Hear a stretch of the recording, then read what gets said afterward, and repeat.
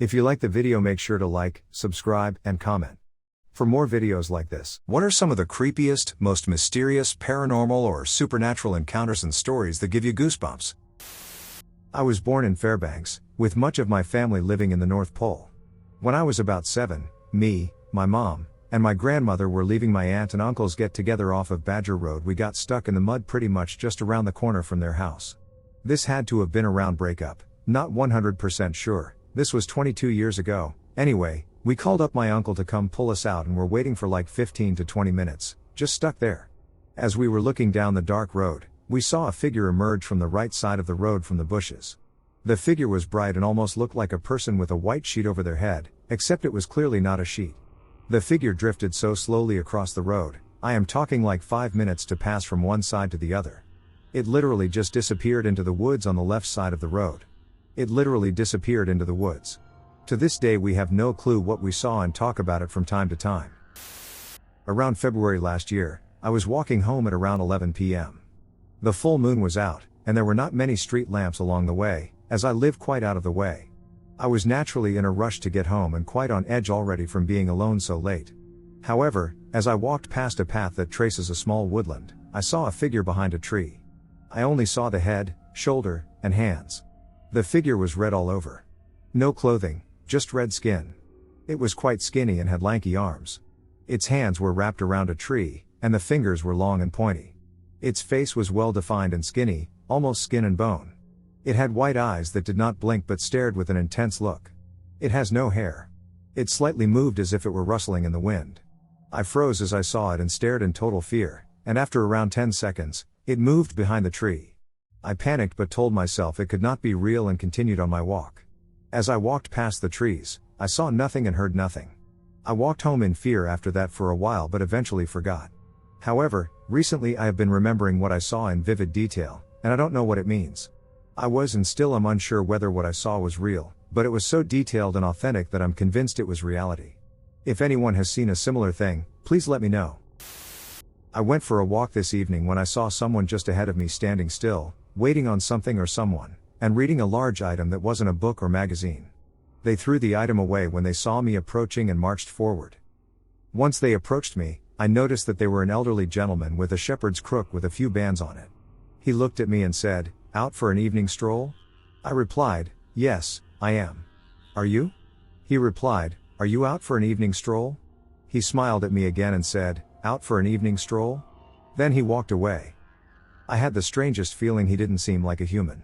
I couldn't shake the feeling and turned to watch him walk away, disappearing like a glimmer in the distance. 2 hours later, I am still thinking of the interaction and feel it wasn't a typical encounter. One summer morning in 1968, a man who looked like he had just walked out of the 1800s was waiting outside the hardware store where I worked.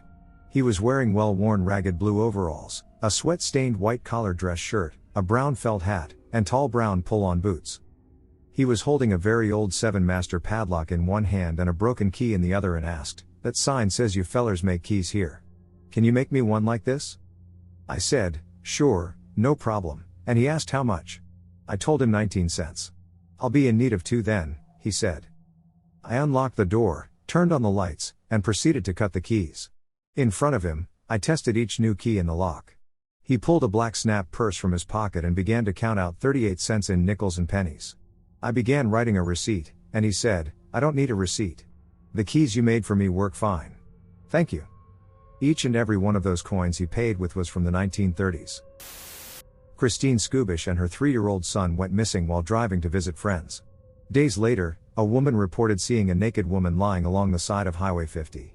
An initial search of the area turned up nothing, but an officer returned in daylight and found Skubish's wrecked car down a steep incline and too deep in the brush to be seen by passing cars. Skubish was dead behind the wheel, but her son was still alive. What the witness saw remains a mystery. Skubish died on impact or shortly after, so she didn't drag herself to the road and back looking for help. Skubish's family believes she tried to get help for her son even after death. We live in a 150-year-old farmhouse. The first week we lived here, my phone was sitting 5 or 6 feet away from me, hadn't been touched in a while, like 20 minutes or more, and Siri just said, "You are in my realm." There was no history of the phone saying this or of any activity. A few months later, my cat woke me up, waited at the foot of my bed, and kept meowing until I got out of bed. She went to the top of the stairs and waited until I followed. I followed her downstairs, and she just sat in the middle of the room. I checked a few things to make sure something hadn't caught fire or whatever, while she just sat in the middle of the room looking up the staircase. The house was so quiet it was eerie and disturbing. Usually something makes a noise in this place. I turned around to go upstairs and thought I stood in something wet and bent over to check, but it was just a weird spot that was so cold, I believed my socks were wet. When I stood up, I felt a hand on my right shoulder. Nobody was there. Doors occasionally open, and TV remotes constantly go missing. We've lost, I think, 5 now, and have never found one. Every single piece of furniture has been removed from the TV room during renovations, so it's not like something ended up in a void under the couch. 2 years ago, I was at a flea market and bumped into a former coworker I hadn't seen in quite a while, who ended up living just around the corner. She pointed at a couple and said to go introduce myself, as they lived in our house in the 80s. I introduced myself, said I live in their old house, and they immediately asked how the ghost was doing. Apparently it had a thing for TV remotes back then as well. The only weird story I have is that I got lost in the Berkshires once, by myself, and found myself on the edge of a swamp, and I swear I felt like I wanted to fling myself into it. It was like walking into the swamp suddenly became an overriding need. I was hot, 2 hours out, had no water or phone, and there I was, licking my lips and thinking about just jumping into it. I hear a bark behind me, and I turn, and there's this dog, a red-headed collie dog with a pink collar. I'm really confused, especially since the dog has the same color hair/fur as me, and I'm wearing a pink shirt. The dog barks at me again and starts to walk away. I am jostled out of my reverie, and I follow it. I feel weird, like time is distorted and I can't think straight. With every step I start to feel better, and the dog delivered me directly to the house that I was visiting, nodded at me as if to say that'll do ya, and ran off down the road. I find out later her name is Maisie, and she often runs the trails. My tale was greeted with neither skepticism nor dismissal. Everyone there agreed that the swamp was super creepy in a way that they couldn't explain, and locals knew to stay away from it. My grandmother had 2, which I loved. She grew up in an ejido. That's a rural area with fields and irrigation canals. She said her brother had a little boat he'd use to shortcut via a canal. Her brother used to talk about the devil, or El Pinto, like if they were friends. He'd drop his name in casual conversations. My great-grandmother would tell him not to name the devil because it was a direct invocation, and she said it was an invitation into his life. Uncle would laugh at sucking nonsense. Until one evening when he'd been out partying and was on his way home, and a stranger jumped on his boat. My uncle said, "Get out. I don't even know you, man." The man replied, "What do you mean, Carlos? Aren't we great friends? You frequently mention me and claim that we are friends." "No, man. I don't know you. Who even are you?" The man looked at him quietly and replied, "Soy El Pinto." Grandma remembers that her brother said he ran across the fields, and the devil became a strong, violent wind that chased him. He tried to hold on to some bougainvillea bushes that were in front of his house, and he could hear his family gently talking inside. He said a prayer, and the wind calmed and went away. He went inside and asked why nobody came out to save him. Couldn't they hear his screams and the winds as the devil tried to carry him away? My grandma remembers how confused they all were because nobody heard a thing, and when he turned around to point to the front door, he had his shirt torn to shreds and deep gashes on his back. Not only that, but the trees in the garden were uprooted, and she said it looked like there'd been a hurricane. Tio Carlos had epilepsy ever since that experience. He became a deeply religious man. The second one was when they were little children. Her sister Polly was fighting with their brother Pancho over using the tire swing. She said there was a broken fence near their tire swing. And as the kids fought, they could hear some funny sounds like scratch scratch wheeze, and then there'd be a pause, they'd listen, hear nothing more, and then go back to fighting. After a few minutes of this, they saw the source of the sound. My grandmother says it was a big rooster. She'd point to like 2 feet, and that the wheeze sound was fire coming from its beak. My best friend was one of those people who loved the unknown and the mysterious, with a fascination for terror. He was a fan of movies and series that had to do with demons and spirits. He was a fan of that kind of thing to the extreme. I remember that a weekend was coming up and he had the idea that we would watch horror movies together with a high psychological level, but I'm really not a fan of that type of content. I'm too cowardly for those things, and every time he tried to look for stronger things when he had the opportunity, it was like an obsession for him. When that weekend ended, we met as usual to talk about how that weekend had gone, and at the time we were talking he told me that psychological horror movies were no longer entertaining, I needed something stronger, My friend told me about trying something, about experiencing a stronger feeling than the one that the movies and series were no longer giving him. So I asked him, "What are you talking about? What do you want to try?" And he told me, "I want to try the pentagram in the dark."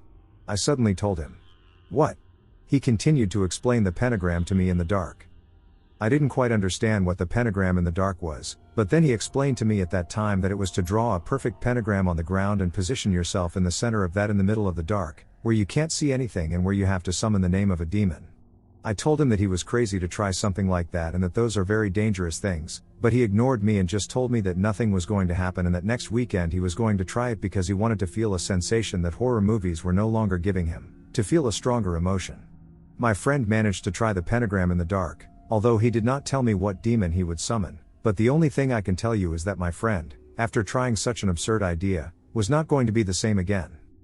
He began having nightmares with something sinister and very dark, with something that did not leave him alone until the point in which he later went into crisis and later in a deep coma where the doctors gave no hope that he would wake up. I don't know if that sinister thing that he attracted with that absurd idea of the pentagram in the dark had to do with the fate of my friend, but what I can say is that my friend ended up being disconnected. It seems that that thing ended up defeating him, all because of that absurd idea of playing with what you shouldn't and with what you don't understand well. I lost my best friend due to his obsession with the terrifying and for wanting to look further. Let this be a lesson, and I hope you don't try this pentagram in the dark thing, because it's a tricky thing and you should never mess with the wrong thing. Minute Min Light. I live in Queensland, Australia, and just about everyone here knows of it. The Min Min light is a little glowing light that follows and chases cars driving through the bush deep into the night. There are numerous rational theories explaining this phenomenon. But the thing you have to understand about Australia is that there's a lot of bushland. Long, winding roads surrounded by bush as far as the eye can see, with nobody in sight for miles. So if you're driving down one of these roads, in pitch darkness, and you look in your rear vision mirror to see some translucent orb following you, you'd shit yourself. When I was a kid, I used to get terrified being in the car while my parents drove down one of these alienated roads. So when my dad told me of the Min Min light, I found it really interesting. This is a weird childhood memory that I'd have easily dismissed as just an overactive imagination were it not for the presence of 6 other family members to corroborate it. We were very young, I don't remember the exact age, but I really couldn't have been older than 10. We were 2 boys and 4 girls, including myself. We were visiting my grandfather's farm in the countryside. The lighting was terrible beyond the house. Only the porch has light, and so the rest of the land in front of it is just pitch black. We sat on the porch playing till we noticed these big, neon-like green patches staring straight at us from the dark part of the farm. It wasn't like animal eyes, there were cats and dogs on the farm, and we'd see their eyes at night. These were bigger, had neither iris nor pupil, weren't roundish.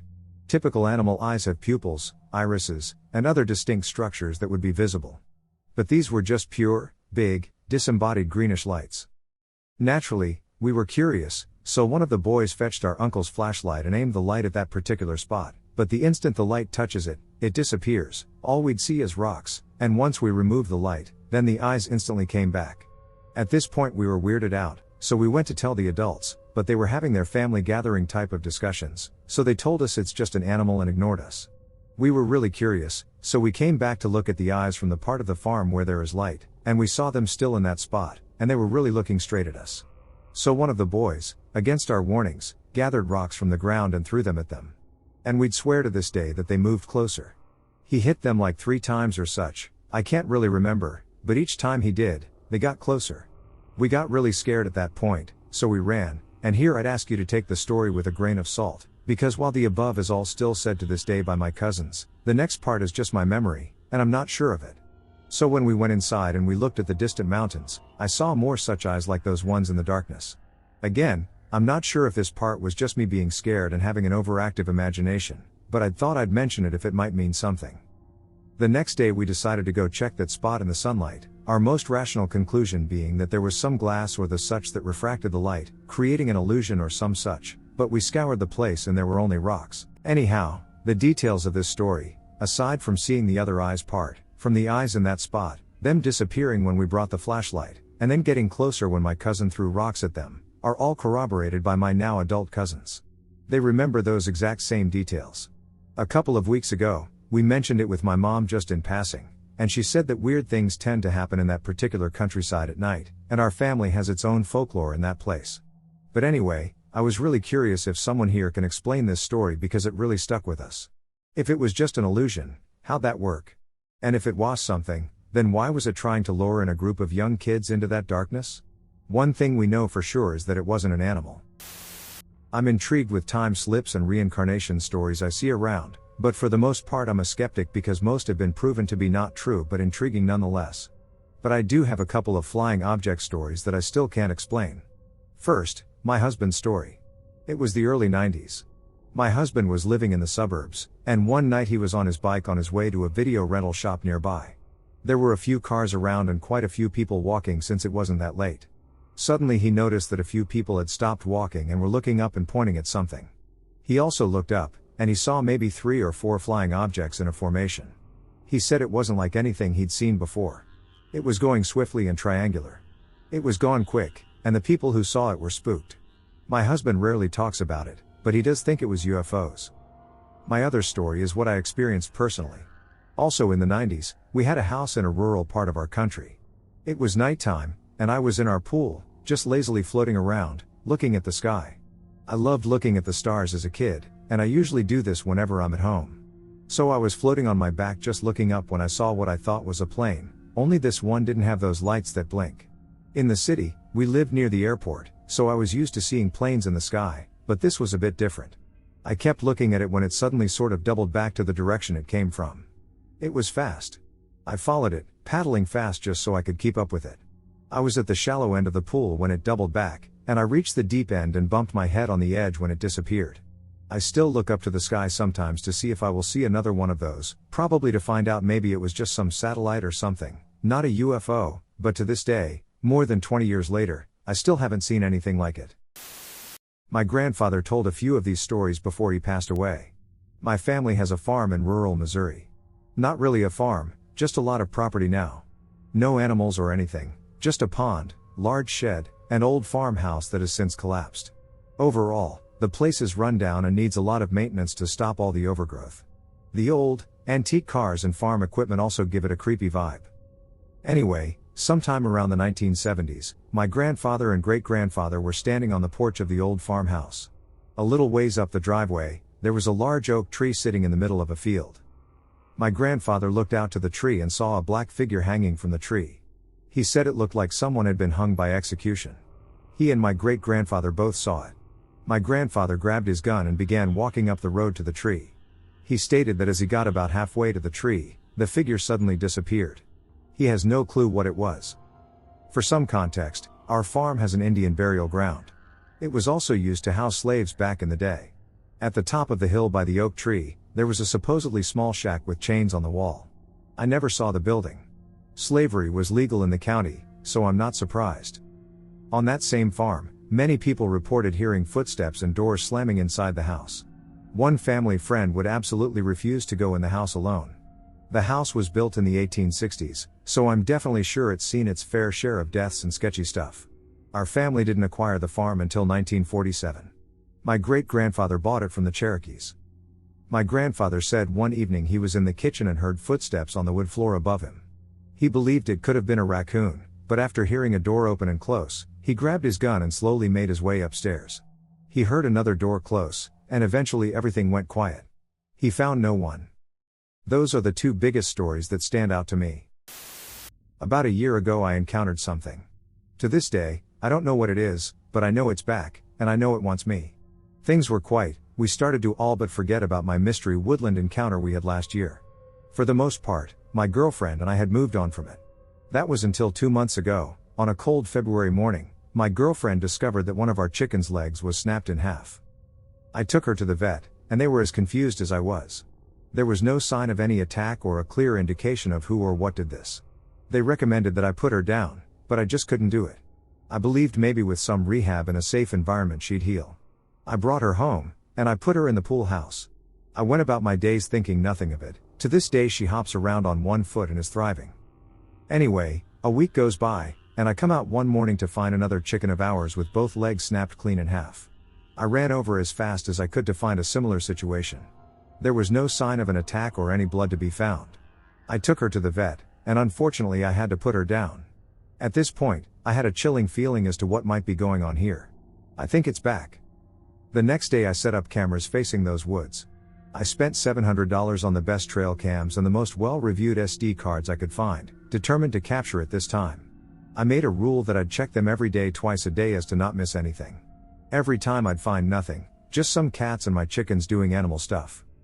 Since we found the first chicken, I haven't been able to sleep. I've had night terrors, nightmares, and sleep paralysis almost every night. I kept having dreams about the woods. Something chasing me, something attacking me, or getting lost in there. I'm constantly on edge, and it seems like every noise makes me jump. Yesterday morning I went to check the cameras. They're gone. They're ducking gone. Poof. I was baffled and in utter disbelief. I hid these cameras so well that not even my girlfriend could find them, and yet they're gone. I searched everywhere for these things. Every inch of my yard, every nook and cranny of the house and pool house. No trace of them. Angry, confused, and upset, I put on my boots and a thick jacket and headed into the woods. Determined to figure out what this thing was and what it wanted with me. Remember now that those woods are dense and thick. Everything is overgrown and muddy, or so I thought. I push my way through vines and bushes, around trees and stumps, and I stumble upon something I wish I never found, a clearing. I stopped for a moment to try to understand what I'm looking at. I wish I could share a Google satellite view to prove that this clearing can't possibly exist, but then it dawned on me. Where the hell am I? How long have I been walking? Did I go the wrong way? OSHT, am I lost? Amongst all my confusion, something catches my eye. It's one of my ducking trail cameras smashed on the ground. How the hell did this end up here? It was at this juncture that I realized how absolutely silent it was. I mean, I could hear my own heart beating. Reality set in, and I had the immediate urge to run as fast as I could in the opposite direction. This is where I'm at a complete loss. I took what I thought was maybe 100 steps through some dense vines and brush, and there I was, at the back of my property. It felt like it took a minute or two of scrambling through the thick overgrowth and I was back. Still absolutely panicking, I continued onward until I reached the back door. I bolted the door and locked myself in the bedroom. I haven't said a word to anyone today. I called out of work, and it's been about 18 hours, and all I can think about is going back in. I'm scared. I can't sleep. I know it's watching me through my bedroom window. To give a little context here, for most of my life I have endeavored to be as rational and scientific as possible and thus have been skeptical about the supernatural. Then a few years ago, I'm 31 now, I came to the realization that I cannot intellectually claim any certitude about whether or not supernatural entities exist, but emotionally I believe. It was a hard thing to come to terms with actually. I think I had a bit of cognitive dissonance. My personal encounters with the ghosties are pretty mild. When I was very young, a door slammed in the basement in a room where my sister, cousin, best friend, and I were playing. We paused, then clambered over each other, trying to run upstairs as fast as we could. Another time, I walked downstairs and saw my deceased grandfather's old rocking chair rocking back and forth. Now this thing is really heavy. I mean, it is like a rocking chair built for industrial purposes. Thick, heavy wood. It's rocking back and forth in full swing. There was no one else in the basement, so I thought that perhaps my cat had been sleeping on it, jumped off, and was hiding somewhere. After all, she did sleep there on occasion. A few months later, I saw my cat jump off the thing. She was on the very edge of the seat, which I imagine would create the most leverage for rocking. It did not move an inch. But the story I really wanted to tell was one that happened to one of my friend's dads. Let's call him Vance.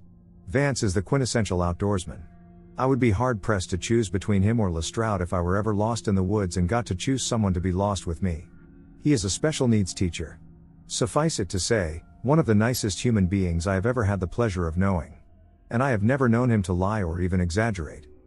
Anyway, in his younger years, he and one of his friends took a job for the Canadian government, where they had to catalog an old ferry wreck in a lake in BC somewhere. Apparently sometime in the late 1800s, I know, nice and vague, it had sunk and a bunch of passengers died. I would imagine it was sometime during the gold rush, when ramshackle businesses popped out of nowhere. I cannot remember exactly, but I think he said it was Pigeon Lake, not the one in Alberta, but I could be wrong. I did some lazy research and have found that a lake called Pigeon Lake exists in British Columbia, and that's about all. No one seems to live on the lake today, but there is another lake near it that seems to be a camping spot. So he and his friend, who are both certified divers, are driven out to the middle of the lake. They and the boat driver were the only ones there, as it was secluded and seems to be to this day. The water is murky, they have flashlights but can barely see. They dive down. It may have been so deep that they had to acclimate us to not get the bends, but I have probably just added that myself over time. Either way, just as they get their first glimpse of the ferry, a ducking dude swims out of the scary as duck depths, rips the breathing nozzle off Vance's face, takes a breath, and swims away. Both guys see/feel it. Vance puts his breathing apparatus back in his mouth, obviously. They look at each other, like WTF, and then head for the surface. Initially their minds went to semi-rational places, and they thought someone had come out in another boat and dove down. So they come up all concerned for this guy who was diving to dangerous depths. They ask the boat driver if he had seen anyone swim up. He looks at them as if they had just undergone Kafka's metamorphosis. I do believe that they actually went back down to catalog the wreck. Anyway, that story always scared Jesus out of me. I would be freaked out to see a ghost, never mind one at the bottom of a lake. When my son was almost 2, he started saying a word that sounded like a baggie pretty often. After a few weeks of this, I felt a need to know exactly what an abaggie was. My son wasn't able to explain it with his limited toddler vocabulary, so I asked him to point it out to me.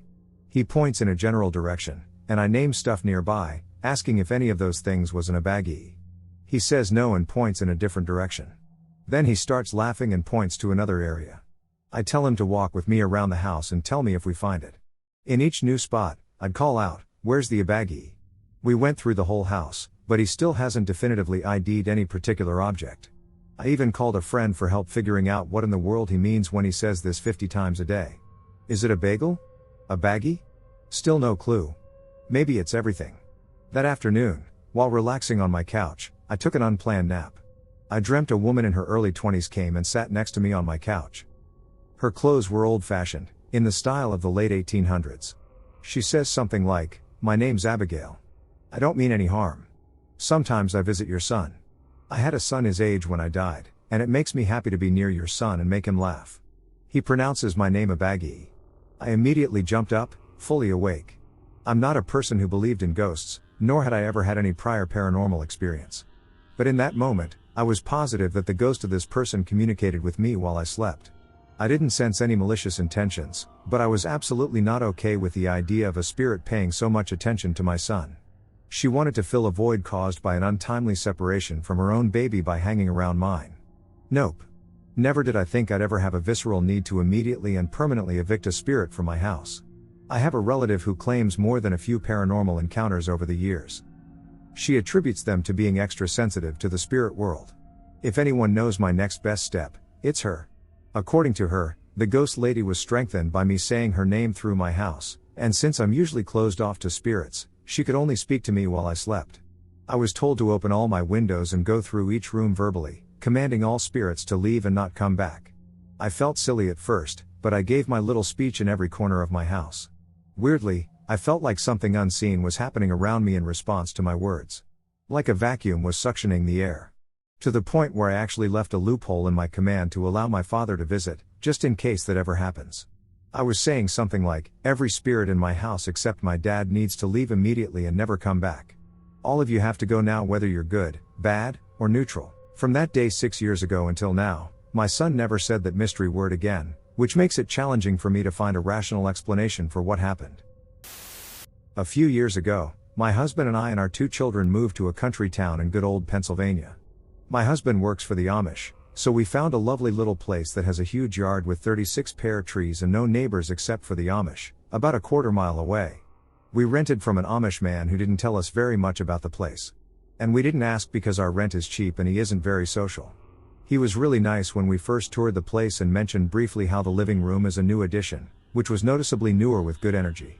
The other half of our house has 3 bedrooms upstairs. My daughter's room is more like a loft, with no door, and is to the left of the stairs when you walk up, and we converted a large walk-in closet into my son's bedroom. My husband and I share the room across from my son and directly to the right of the stairs when you walk up. All rooms are very close, as it's a small house. I plugged a motion detector nightlight at the bottom of the stairs with only one intention, to see before walking up at night. Boy did it ever work, and not only for us living there. I would say we noticed the lights sporadically coming on about 3 days into living here, every night. I could see it shining up the stairs and onto the wall above them. My husband and I immediately felt a little scared, to the point where I would make him check the kids, the dog, the house, and the locks. I of course tested out the motion light, and it worked properly. One night we had to sleep without a fan, and it was really, really quiet. When the light came on, we heard creaking up the stairs, the whole way up and into my daughter's room. I was so scared, but I jumped up and ran into her room, and nobody was there. She was tossing and turning but asleep. When I woke up in the morning, I noticed the mirror above the stairs was gone. When my daughter got home from school, she told me she put it in her closet. When I asked why, she replied, "Because when I woke up, I thought I saw your face in the mirror, but it looked angry. It freaked me out, and I took it down." I did not argue with her. I'm a spiritual girl, and I know what I heard the night before, let alone the motion light. I said a prayer. But the light came on every night for a few weeks, with the same creaking. I could hear my daughter's bed creak as if someone sat on it, and I would run in to see her toss and turn. It broke my heart and scared me. But my daughter said she felt fine. A friend of mine blessed my house while smudging it after a few weeks of this, and it literally stopped. I still think about it and how it instantly stopped after she came. Life is so mysterious. My motion light only comes on now when living people walk through, and I prefer it that way. So, me and my brother saw a cloaked figure with what appeared to be a long beak and a bird face follow us around for a night when we were kids, maybe 5, me, and 8, him, 20 years ago in Southern California. It was about 8 p.m., and the family was taking a trip to a hotel. Me and my brother saw the figure, about 7 feet tall, walking down the street and stopping and stared at us as we sat in the car looking out the window.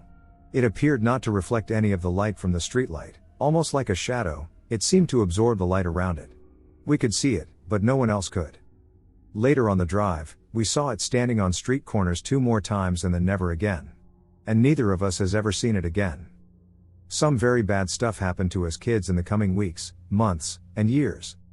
I like to think it was Kokopelli, god of children, childbirth, and agriculture. I like to think it was a sign we were being protected. It didn't feel malevolent. But it's absolutely bizarre. Maybe a shared illusion? Neither of us ever saw anything strange again. I've only told a few people about this incident that took place in the late 80s. I'm not looking for an explanation, nor can I offer any proof. I just want to share what my friend and I experienced in the autumn of 1987. I grew up in one of the northernmost states in New England, about 2 hours away from the White Mountains and 45 minutes from our state's meager coastline. In a small working-class city, General Electric and a tannery were 2 of the largest employers. I think it was early October, leaves starting to change but still on the trees, local fairs underway, and cool enough to rock my HS varsity jacket. I worked full-time and was saving up for my first car, a 76 2-door Chevy Nova festooned with a Pink Floyd tapestry to cover the huge tier in the back seat. My friend, Joe, and I worked in the same restaurant, and an older cook would buy us hard-earned libations and give us a ride home. Really, he would drop us off at a cemetery that was the midway point between our 2 houses and a great place for underage drinking. We were dropped off there with a 4-pack of Bartles and James wine coolers to split between us. It's an old, large cemetery with rolling hills, moss-covered headstones, and large maple trees. I grew up playing hide and seek and having BB gun wars there. I even taught an army buddy how to drive sticks in that cemetery. It was never a scary or haunted place to me. Even after the weirdest experience of my young life took place there. There was a gazebo where we would sit and drink beers/wine coolers. It was open air, with half walls and benches to sit on while we chatted and drank.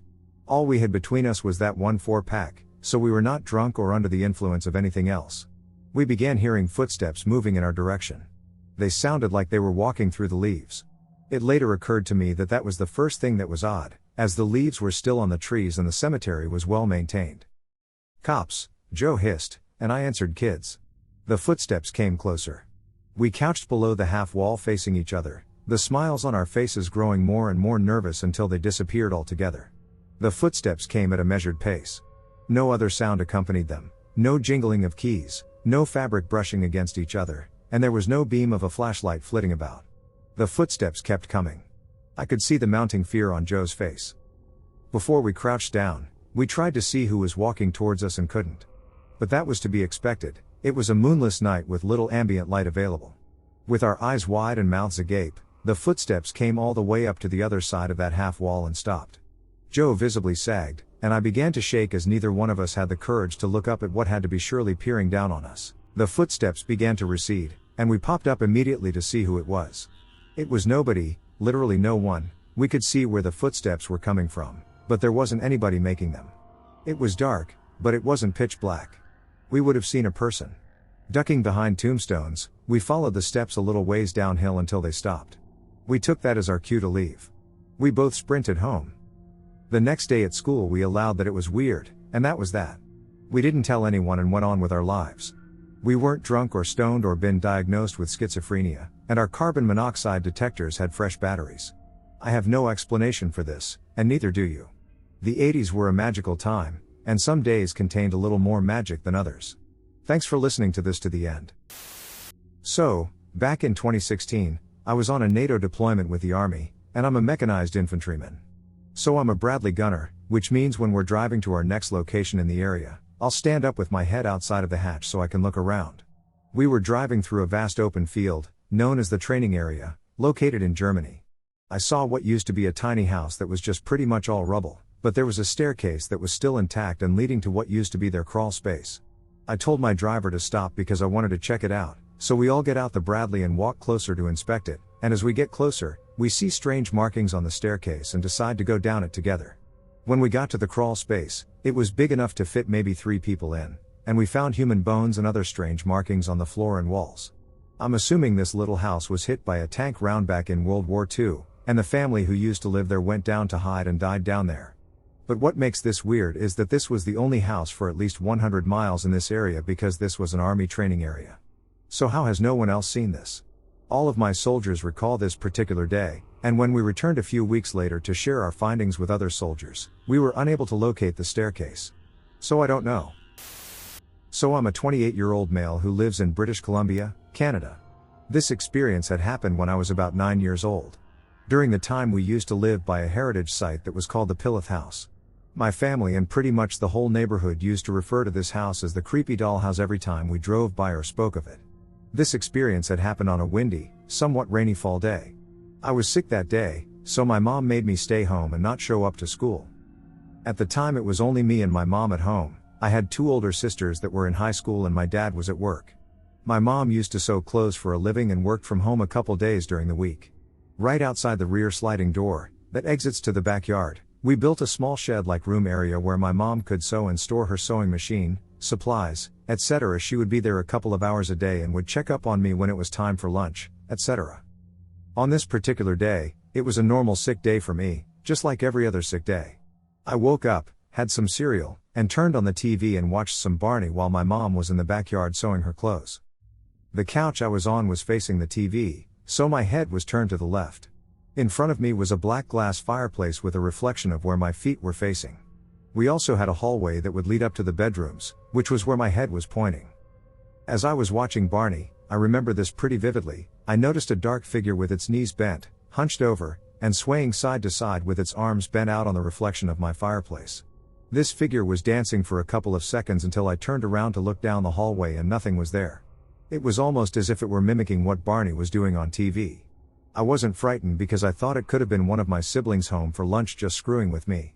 I called out my siblings' names, but no one answered.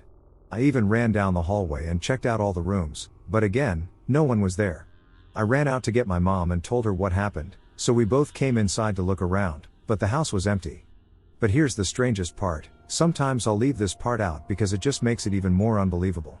As we were coming out of the hallway, the front door slammed open, so I had to go downstairs and close and lock it. It was windy that day, but the door should have been locked. We didn't think much of it and sort of brushed it off. Fast forward more than 10 years later, by this time we had already moved out. My sister came to visit me and my parents and were talking over lunch.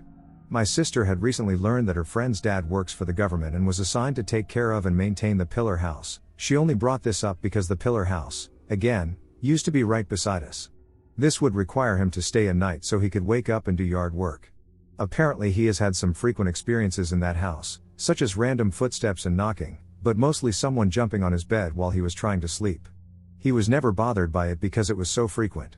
He mentioned that there was a spirit of a little boy and a man in that house. As she was telling us this, I immediately connected the dots. I'm pretty sure I met the little boy, and it seemed like he just wanted to play. I remember at the time when it happened I wasn't at all scared, but now that I think about it, it was a bit creepy. Anyway, I've had one more experience, more like a nightmare, with a different entity in that house before as well. Maybe I'll share it another day. Thanks for listening, guys. My sister and I were just reminiscing the other day about this house we grew up in. We lived in a townhouse in a complex of low-income rental homes for most of our childhoods. Very bad vibes in general. None of the three of us kids were ever alone in any part of the house at any time because we were dead terrified to be. I peed on the couch once because my mother refused to accompany me upstairs to the washroom, and I was too scared to go alone. The house was built more upward than outward, so it had a long, steep staircase and long hallways. The bathroom was at the end of the hallway, and you had to cross the hall at the top of the stairs to turn on the hall light. We've collectively experienced a few events ranging from bad feelings, recurring nightmares, strange occurrences, to apparitions.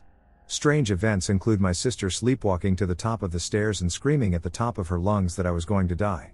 She never did sleepwalk again, and to her chagrin, I am alive and well. Apparitions include the man sitting at the dining room table the morning of my birthday and the child in the stairwell window that had no landing to stand on beneath it. That was the only time we saw our parents acknowledge we had a problem, because we were looking at it from outside the house. We were in the driveway, all 5 of us and our dog in the car, fresh from a camping trip. We stayed with family friends that night. My mom witnessed 3 gigantic blackbirds about 30 years ago. She had just pulled into a property my parents owned off a country highway in a rural area in the Midwest United States. She was in her vehicle and says she was something like 100 feet away from them, so quite close really, and they were all standing or perched on the ground near the barn on the property. By her estimation, they were around 8 feet tall. She put the car in reverse and left immediately. I can't comment on the authenticity of this experience, of course, but my mother is a very reasonable and sincere person who does not suffer any mental disorders and does not have a sense of humor or imagination that would lend to her wanting to make something like this up. A fascinating story, which I wonder deeply about from time to time. Mine is the Mothman. In the mid to late 60s, in a small town in West Virginia near the Ohio border, a creature later dubbed the Mothman was sighted by locals mostly at night. It was described as a bipedal, winged humanoid, with his coloration being black, gray, or even brown, but it's usually the darker shades. The sightings apparently stopped when the Silver Bridge that connected the town to the Ohio border collapsed, killing 46 people. Some would put blame on the Mothman or say he was an angel of death who came to warn Point Pleasant of the impending disaster. There were even sightings of the man around the time of the disaster. There were also sightings of UFOs and men in black in the area who would harass witnesses, townsfolk, and local respected journalist Mary Heyer, and there are also talks of a Mothman curse. This all started when I moved in with my BF of 9 years. I'm 27, he's 33. We were living at his parents' house for a year until we got our own apartment not far away from their home, less than a mile, and things started happening immediately. First was the dream. The dream happened on the very first night after I moved in. It started off like any other dream, just weird random stuff that people don't think twice about. Then it started getting weird. My BF and I were then in a public setting. I went to the restroom to wash my hands and immediately felt like something was watching me. As I was going to leave, I looked up at the ceiling. In the corner of the bathroom on the ceiling, next to the door, was there not what I could describe as a demonic being? It had horns, huge wings, and claws, and it had this high school-aged boy in a 1950s type blue Letterman jacket. It was drinking his blood, and I could clearly tell the boy was dead as he was limp in this thing's arms. As soon as it looked at me, I woke up. Here's where it continues. My BF and his cousin, 40F, who both grew up in the house at different times, have both said they had this same exact dream. On top of the dreams, I've seen apparitions in the house. Now to my main concern. When my BF's parents go on vacation or camping, they ask us to watch their house. Until last year, this included spending the night, as they had pets who have since sadly passed. Every time I've spent the night since moving out, I literally cannot breathe while there.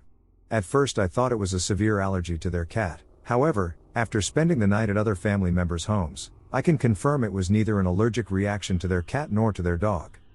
My main questions are, do you think this creature is in fact a demonic creature, and is it possible that said demonic creature can make it so I can't breathe while in the house? About 2 winters ago, I was just hanging out in the living room with my family. I decide to look outside, and I see footprints in the snow. Not too odd, right? Well, these footprints were hooved, and they led out from a tree, straight into the outside wall of my room, which is also through a garden. Of course, we joked about it, but really, what makes hooved footprints other than a horse or cow? But there would be no reason for a horse or cow to be where I live. And these footprints were too big to be some small animal that ran in a specific pattern to create hoof-like footprints. Still one of the scariest things I've seen simply because the footprints led from the tree through a brick wall and were hooved. Aren't demons associated with hoof prints? Yeah. I'm also very open to logical explanations. I'm not all something strange happened. 100% paranormal. I am a huge believer, but not to that extent. Mysterious and spooky events at our bush cabin. My uncle's cabin, further to the left, is the landlord's house. Directly behind, it leads down to the lower cabin. Further ahead, past the corrugated water tank, is where we pitched our tents. I'll see if I can track down some of the other cabins. When my mom and I moved to the area, housing was not cheap, and there was not much of it. After living in a pub motel for a few months while I acclimated to a new high school, we then decided to pitch up tents at my uncle's house. He lived in the mountain range, 30 kilometers from town. You took winding roads up and then took a dirt road at the crest, following it down into a valley that took on its own tropical rainforest biome. The valley had been bought by a group of people, who then divided it into smaller properties and built homes. There was no original infrastructure in the valley, but a power line and phone line were later built. Coming off the closest mains, this was dubbed the trickle feed. It was used only to replenish batteries and to ensure they didn't discharge completely due to long periods of bad weather. My uncle lived in a rented property, which was a simple bush cabin with a caravan in its center. The cabin part was constructed entirely out of recycled timber to either side of the caravan. It was solidly built but in a bit of disrepair. It was located within a few meters of one of the main owner's homes. There was another rental property further down the valley, perhaps a few hundred meters. We lived in our tents for a few months on a grassy patch outside my uncle's home. He and his girlfriend were semi-vegetarians, meaning they preferred not to eat meat but enjoyed a bit from time to time. We were told not to cook meat in their cabin as they were in a period of vegetarianism. I snuck in one weekend, when they were at the beach, and cooked up a streak in bacon. I was a rebellious teen who had just been taken away from my old town, old high school, and old friends. To live in a tent in the middle of a spooky forest 12 hours up the coast. I enjoyed my meal and tidied up the mess, leaving no trace. My uncle and his girlfriend returned and were none the wiser. The following morning, his girlfriend confronted me and said, "We had someone come in through the heavy sliding door of our cabin last night and stand outside the caravan, which was their bedroom." I was surprised and said it wasn't me. She said they knew it wasn't, but asked if I had cooked any meat in the house. I admitted to it, and she told us we had to leave for a while. We did and stayed at the pub for a few weeks. While living there, I went to a small yard sale a young couple had set up at the park. Their van spilled out its contents across a picnic blanket.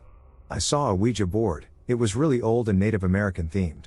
They had written $5 on a torn off piece of masking tape and stuck it to the box lid. I got it for less, as all I had was the small change in my pocket. We asked if we could stay back in the tent outside my uncle's house. They said we wouldn't need to as the landlord was going overseas, and since he knew us quite well, he had asked us to house sit for a couple of months.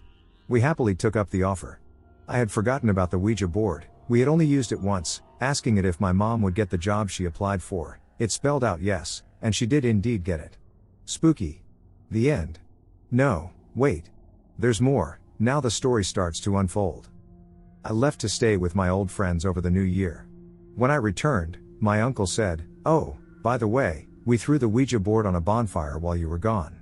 Now I only just found out that this is not something that should ever be done. A Ouija board should be buried, hidden, or sold on." I shrugged it off at the time. I was a little bit annoyed, but it cost like $3.75 or something, so I wasn't all that fussed. The landlord was returning in a week, and we found out that the lady and her daughter living in the other cabin were moving into a converted bus on a different property. We snapped it up, and when the landlord returned, he said we live here now. He didn't mind, it was less work for him. Living in the other cabin was interesting. It actually comprised of 2 cabins, an outhouse, a shower on a big boulder with a small surrounding bamboo wall, and a bath next to a large fallen tree. The whole setup was on a slope. One cabin was again a converted caravan, which had been sliced in half and improved upon. This cabin had the kitchen, mom's bedroom, and our single power socket. The second cabin was originally a meditation room for yoga or something similar. 2 of its walls were made entirely of mismatched windows and glass panes. This was my room. Now my uncle occasionally would come down the steep path at night to borrow some milk, spices, sugar, vegetables, that sort of thing.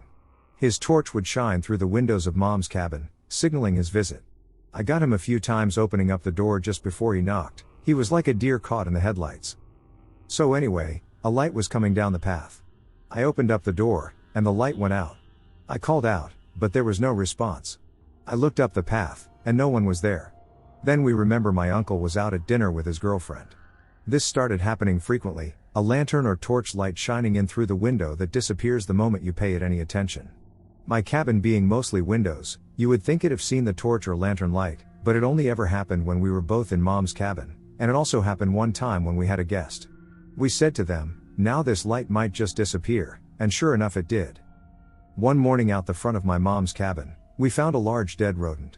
It stank and had a cut down its belly, all its insides had been pulled out and placed around it. At night in my cabin, I would hear footsteps in the leaf litter outside, human-like footsteps, and heavy breathing.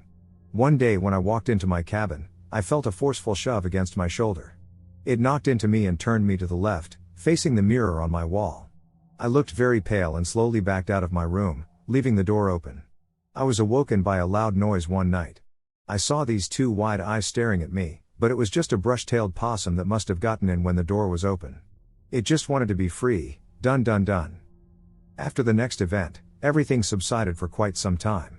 In the very early hours of the morning, I was ripped from my sleep by the sound of screaming. The screams were calling my name. I got out of bed and grabbed my dressing gown to help against the cold night air. I looked down at Mom's cabin. She had her lights on and was still screaming. I could hear thumping, but I couldn't see anything that might be causing it. I trod onto the wooden landing and opened the door. She yelled for me to get in quick. She was hysterical, saying the door handle was spinning and the door had been shaking. Then, when she heard me step on the landing, it had all stopped. Just before I had come in, she said she heard a thump on the roof. Now I couldn't see anything on the small landing. I didn't hear a thump on the roof. But when I closed the door, we both heard a loud thump on the landing itself, and the door handle turned briefly. I flung it open, and no one was there. We did catch a glimpse of light out in the woods that once again abruptly disappeared. It took a long time before we saw the mysterious light out the window again. We later moved into my uncle's cabin when he moved out and didn't experience anything of the sort again. My mom did experience someone else opening the sliding door, only to stand around and then leave. She still lives there and is very fond of its quirkiness. A man moved into the lower cabin. He was a landscaper and cleared away lots of the surrounding thicket. In its place, he placed an array of pagan stick sculptures, with the odd crystal here and there. We never told him what had happened to us, nor did he mention anything. Now it was only recently that I found this particular detail out, the reason the lady and her daughter moved from the house. They used the Ouija board too, and something happened to them while they were doing it. They never said what, only that it made them leave. My thoughts, perhaps there was something there already and the Ouija board empowered it, or just caused it to become more active, or maybe there was something there and the Ouija board stirred something else, and the light perhaps was trying to ward off the other thing. Being in Australia, maybe it was a yowie with a lighter. It could have been a person too, but that seems really unlikely in my opinion. Nothing was ever stolen, and there were no sightings of a random person. Maybe it was a witch or something like that. There are rumored to be witches in the area. My grandma would take her children, 9 of them, anytime they had warts or colds or other small ailments to this old couple who lived in the middle of nowhere with dirt as their floor and wore all black clothing. My grandma told me that they were foreign and never saw them in public. They were very nice and respectful and kept to themselves, often living off the land around them, although they had no dishes in their house and they had many plants throughout their yard and house. There was one memory my grandma had of taking one of my uncles there, and he was terrified of them. It made her laugh so uncontrollably, but looking back, I feel like I would be uneasy too. They took away warts by speaking some different language and using saliva along with some mini concoction that they made and rubbing it on them. Then by 1 to 2 weeks the warts would disappear. My family used to be very Catholic, stereotypes with judgment and excommunication if you don't follow our ways, so it surprised me that they accepted and interacted with what some may deem as magic. I learned that they moved suddenly out of the blue, and I made a joke that they were vampires and had to move locations frequently to not be caught, but it made me question. Are they still out here today? I'd what they call it when they come back to the post, but I am now interested in studying more about cultural remedies that have been suppressed due to religious dogmas and elite control tactics along with Big Pharma. I'm feeling like I'm crazy with some stuff I'm learning. The next step is to learn enough about it to talk with confidence and help the people around me. For what seems like an eternity, I've had these memories of what I imagine to be some sort of supernatural phenomenon. I've never been able to explain them, and I've not experienced these interactions since I was 7-8-ish, but I'd like to see if anyone can shed some light on what I saw as a kid so the mystery can finally be solved. When I was a child, I used to see people walking around our house. These weren't simply ghostly apparitions of actual people, though. They would be best described as featureless silhouettes of people. Sort of like shadow people, I suppose. However, they were never black or shadowy, but instead they appeared in a wide assortment of colors. I have 2 vivid memories of seeing a blue person and a yellow person on separate occasions, and I have many other less detailed memories of other shadow people things. I suppose the best way to describe them would be like a person wearing a single colored morph suit, albeit unaffected by shadows. They usually appeared in my peripheral vision, but I did witness some of them in plain sight, and sightings tended to be fairly common. People always seemed to appear near the same hallway in our house, which connected our bedrooms to the living room. They would occasionally hang around in the living room behind the sofa, or they would travel between the hallway and the living room. From what I can remember, they rarely paid attention to me or any other members of the house. I only remember seeing one of them recognize my presence once. He was hiding around the corner of the hallway, watching me. Since they rarely interacted with anyone, it's tough to say what their disposition was. But overall, I always seemed to feel comfortable around them, like they didn't have any ill intentions and just enjoyed hanging out around the house. So what did I see as a kid? Was it just a wild imagination that, for some reason, seared itself into my mind for all eternity while all of my other young childhood memories were forgotten? Or is there something living alongside my family in our house? I also had other seemingly paranormal experiences as a child, and a fair amount of them were quite frightening, but I also feel like they were more likely lucid dreams considering the context. We stayed at Lake George Battlefield Campground. Our last night camping was Sunday, July 16th, this year, 2023. Right after midnight, my friends went to use the bathroom and left me alone by the fire when I heard a woman's voice singing in the woods. It was spooky, but also dreamlike. I describe it as singing because it sounded so practiced, but it was arpeggiated notes, no words. I would also describe it as sad and possibly ritualistic. Startled, I tried to record it because it was definitely audible. I figured if my ears can pick it up, so can a mic. No chance. I responded with vocals of my own and then asked who was there. No response. My friends returned about 10 minutes later, and the singing stopped as I heard their footsteps approaching from the road. They told me it was bullfrogs. The pitch changes and length of the notes were no way a bullfrog/forest animal. For reference, the campsite we stayed was 200 feet south of the Isaac Jogues Monument. There is a nature trail about 400 feet west, down the hill from our site. In front of the nature trail is the Tiki Hotel. We can see those lights through the foliage. I'm really thinking it was someone practicing some Native American ritual. We've stayed at the same campsite every year for the past 5, but this is our first time staying into Monday morning. Would anybody know what goes on out there on Sundays? Alien abduction of Betty and Barney Hill, a real mystery. The September night of 1961 was the life-changing night for the young couple, Betty and Barney. A couple that lived in Portsmouth. Betty and Barney were civil servants, where Barney worked in a post office and had to travel 60 miles every day back and forth for work. Betty was handling state child welfare cases, and the biracial couple were devoted to their church and civil rights movement activities. The overworked couple finally took a short vacation to New Hampshire's White Mountain, which they said was a spur-of-the-moment decision like a much-delayed honeymoon. They had only $70 in their pocket and spent 3 days in the White Mountains. However, the night of the third day became the night that changed the course of their lives when they felt they were being followed by beaming light from the sky. The road to the house was empty, and the 2-hour journey felt like forever as the beaming light did not stop following them. The couple got curious and stopped the car to check what the light was, and Betty saw through her binoculars. She exclaimed to Barney that it is ridiculous to think that it is a satellite or a star.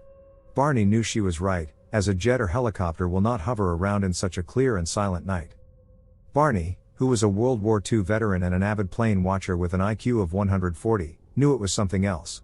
When the beaming light did not stop following them, Barney came out of the car 70 miles from the diner with a gun in his pocket and went into the woods. He saw the beaming light through the binoculars and was shocked to see an object as big as a jet and flat as a pancake. All he could say himself was, "My God, what is this thing?" He recalled thinking, "This can't be real." He could not lift his hand to shoot and could see that behind the windows of the object, men in gray uniform were watching him. Hysterical and confused, he ran towards the car as he felt that they would be captured. After 2 hours, the couple, drowsy and confused, walked into the house with the clothes ripped apart, the watches not working, and Barney's shoes strangely scuffed, but the 2 hours of the drive completely vanished from their memories. After the incident, Betty had strange dreams, and Barney developed ulcers and anxiety. After months of anxiety, they contacted Benjamin Simon, a psychiatrist and neurologist who specialized in hypnosis, a mainstream technique at the time. Simon, the psychiatrist, helped them put the pieces together with the help of hypnosis, and they discovered the aliens abducted them. They were taken into a spaceship where they were separated from each other, and an extensive examination was conducted on each.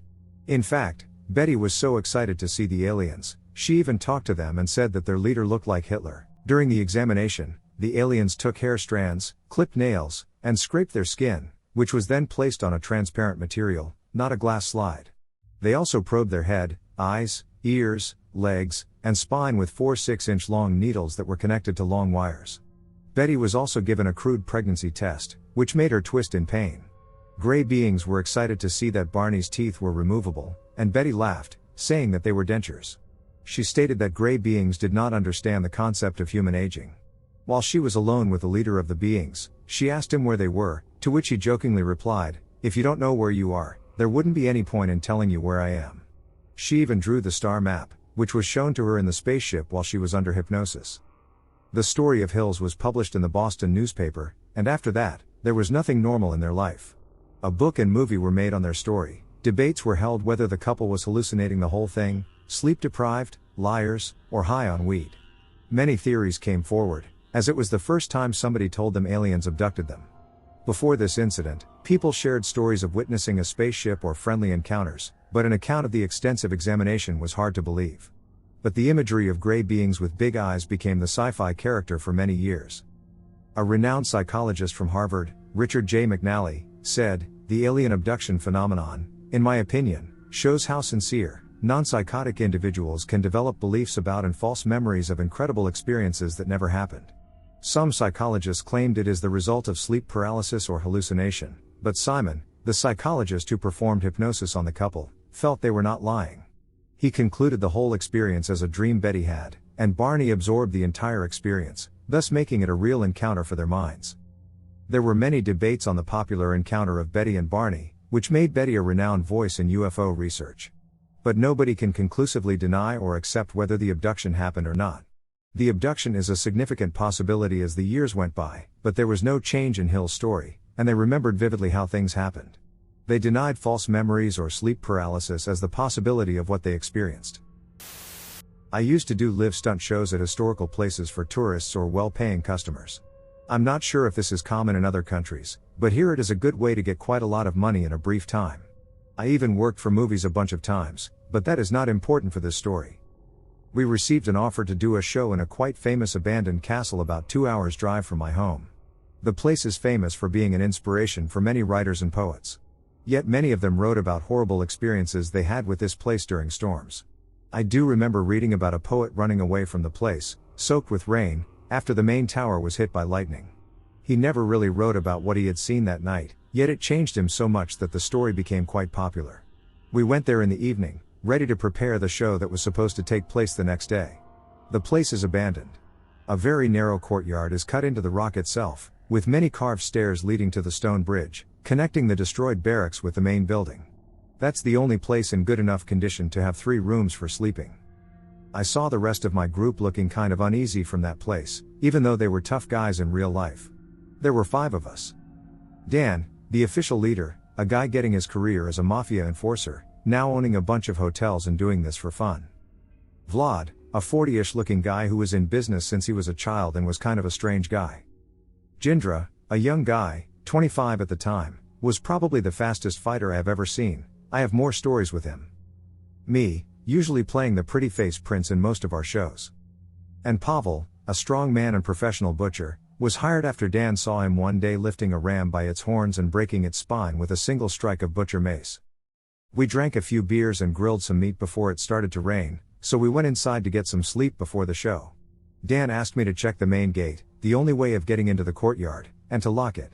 It was a really heavy wooden gate with iron reinforcement. I locked the heavy padlock and joined the rest of the group inside.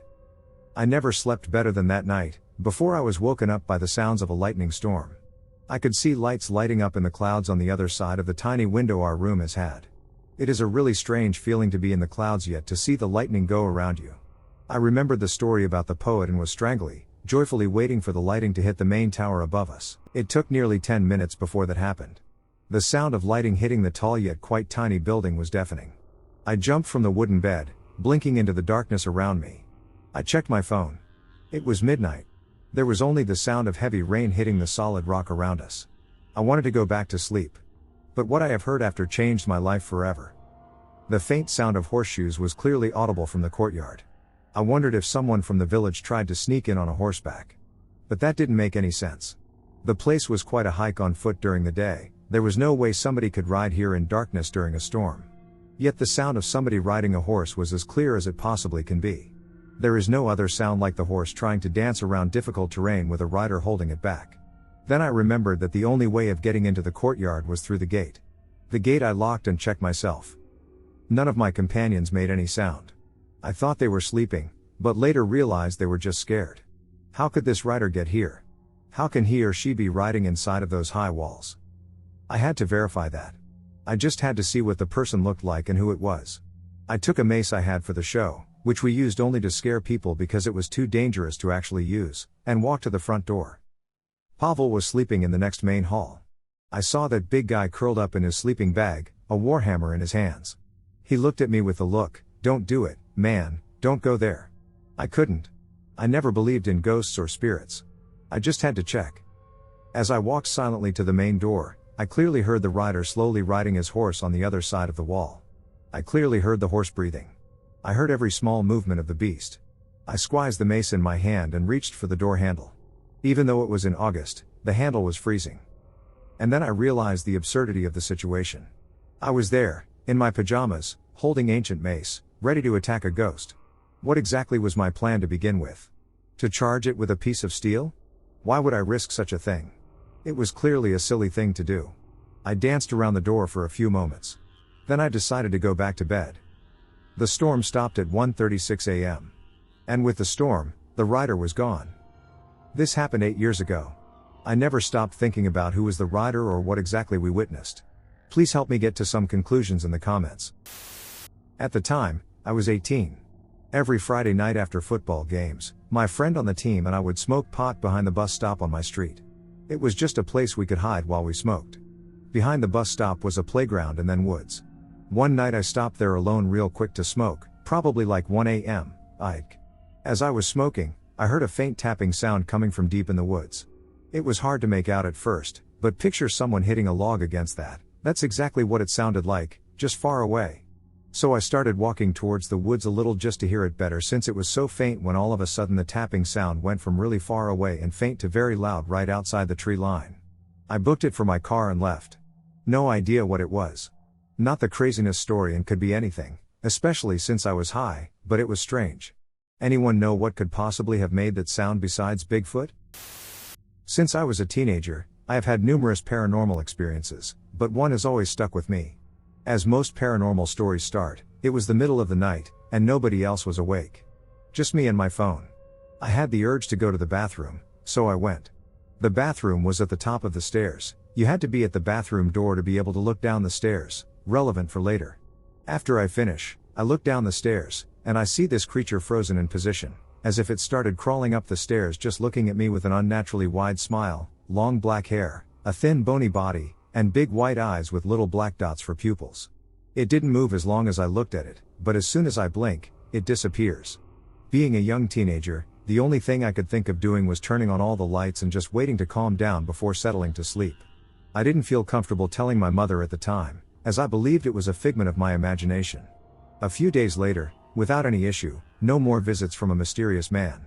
But after a few nights I had an urge to go check the stairs, and as I had this gut feeling, I looked down the stairs, and the same creature was there staring at me with the same wide grin, but this time he was halfway up the stairs. Once I blink, he is gone. Again, I flicked all the lights on, hoping for the best, until I fell asleep. After a couple more nights of nothingness, I again had an urge to check the stairs, but this time, as I looked out of my doorway, I could see his head peeking out from the top of the stairs, staring, grinning. This time I had no option to turn on any lights as it felt it was too close to me. The only option was to hide under the covers, hoping that it would just leave without doing anything to me. I waited and waited, slowly heating up from my own breath under the covers until I couldn't take it anymore. I don't know if it was the sweat on my forehead or not, but the room felt as if someone had been moving about in there, but nothing was moved. I haven't seen it again, but the picture of him is etched in my brain, and I don't know if I'll ever forget it. Sometimes I feel like it will come back for me, but he hasn't returned yet, and I hope it stays that way. It was like any other day for me. I grew up in the mountains of Puerto Rico on a little farm, where I helped my aunt and uncle with daily tasks.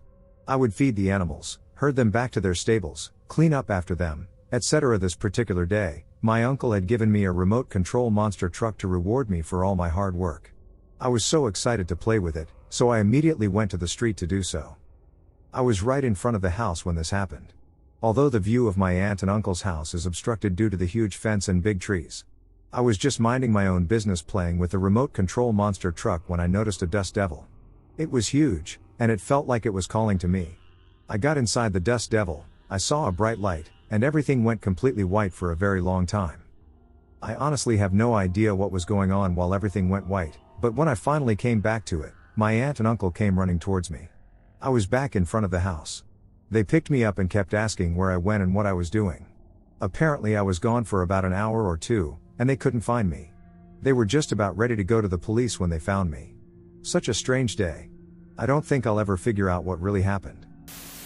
In high school, we used to look for places we could drink around town where we stood the least chance of getting caught. One such night we decided a huge graveyard on the edge of town was the next best place. With a case of Coolish Natty Light and a few carloads of bored teens, we opened the for-show-only padlock on the gate and drove in, careful to close the gate behind us.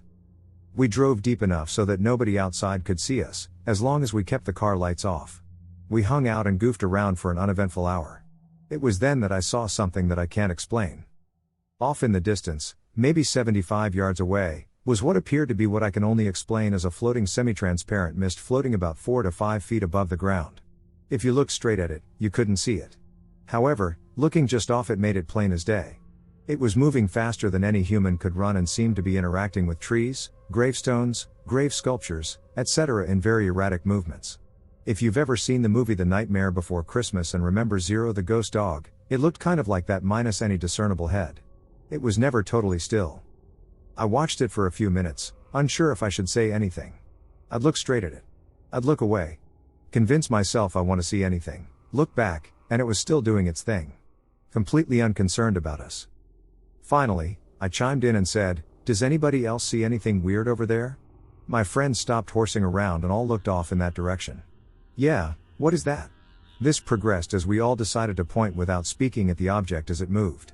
The logic being that 10-ish people can't all point at the same moving target if it's just a hallucination. Sure enough, we followed that floating thing doing its rounds. Eventually me and a few others walked together to the area to see if it was anything explainable. Strangely, as we approached, I had no sensation of fear, being unwelcome, or misgivings. It simply melted out of existence, or at least out of our perception. We decided to pack up and get out while we were still ahead. Loading up the beer, I took one final look at that specter, and sure as shit it was back at it. I've never been back to that graveyard since, even though I still drive by it all the time. It was one of a few unexplainable things that have happened to me in my life, to date. My 4 paranormal experiences as a 25-year-old Australian Indigenous man.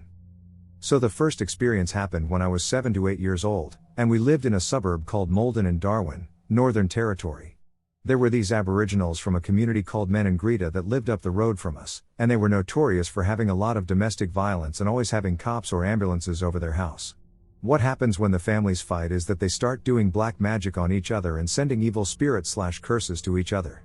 One night the cats and the dogs in the neighborhood were extremely vocal. The dogs couldn't stop barking, and the cats were meowing and running from drain to drain, trying to find somewhere to hide. This went on for a full 4 hours, until about 12 to 1 a.m.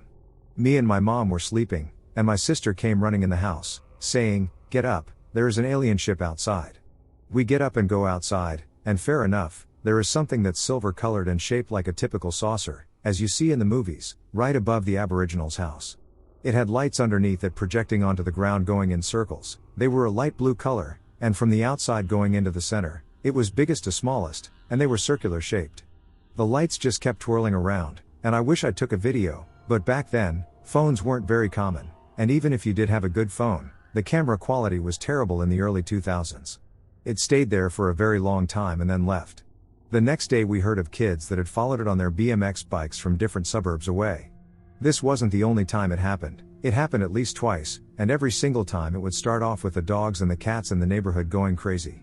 I know it wasn't a fake prop because of the animals and at least 7 to 10 other witnesses that saw it. I saw a video on YouTube of cats sensing earthquakes before they hit because they have supersonic hearing, and I also heard that before a natural catastrophe like a flood happens, animals will seek high ground a day before it happens. They know things that we don't know for sure. The second weird thing that I saw was when we had made a trip to Alice Springs. My sister was dating one of the boys that were from that house and that family.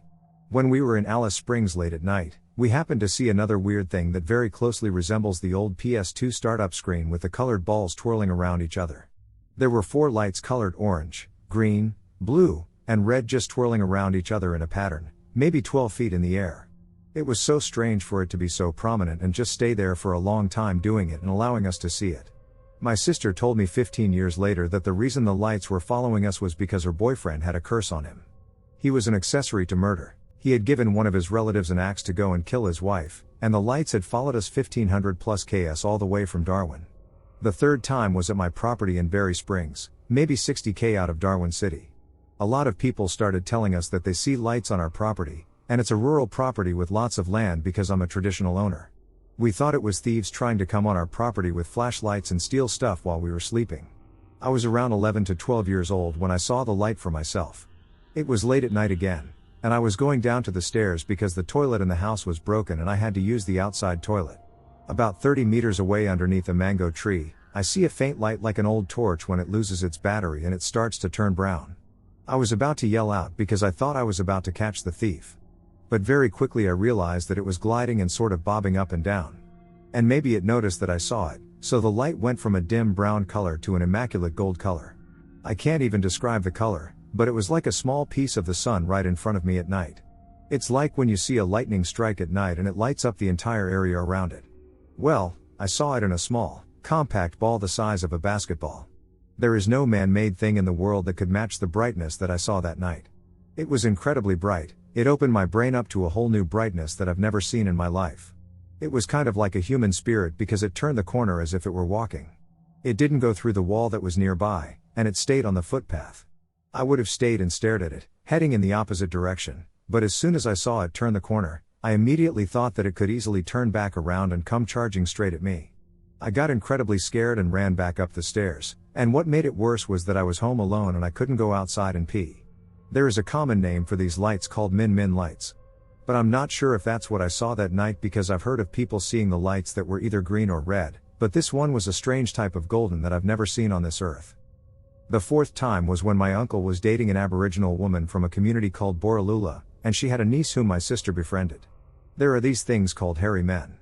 They are ugly. Little creatures that can pop into the spiritual realm and our realm. Kids are apparently given these creatures as protectors, and they can hop into the owner's body and help them fight. My sister and her friend that lived with us were stupid enough to accept one of these creatures as a friend, and that's when a lot of crazy things started happening in the house. For example, as we were taking showers, we would hear little giggles and knocks on the door. My mom would fall asleep in the lounge and wake up in a whole different spot at the front door.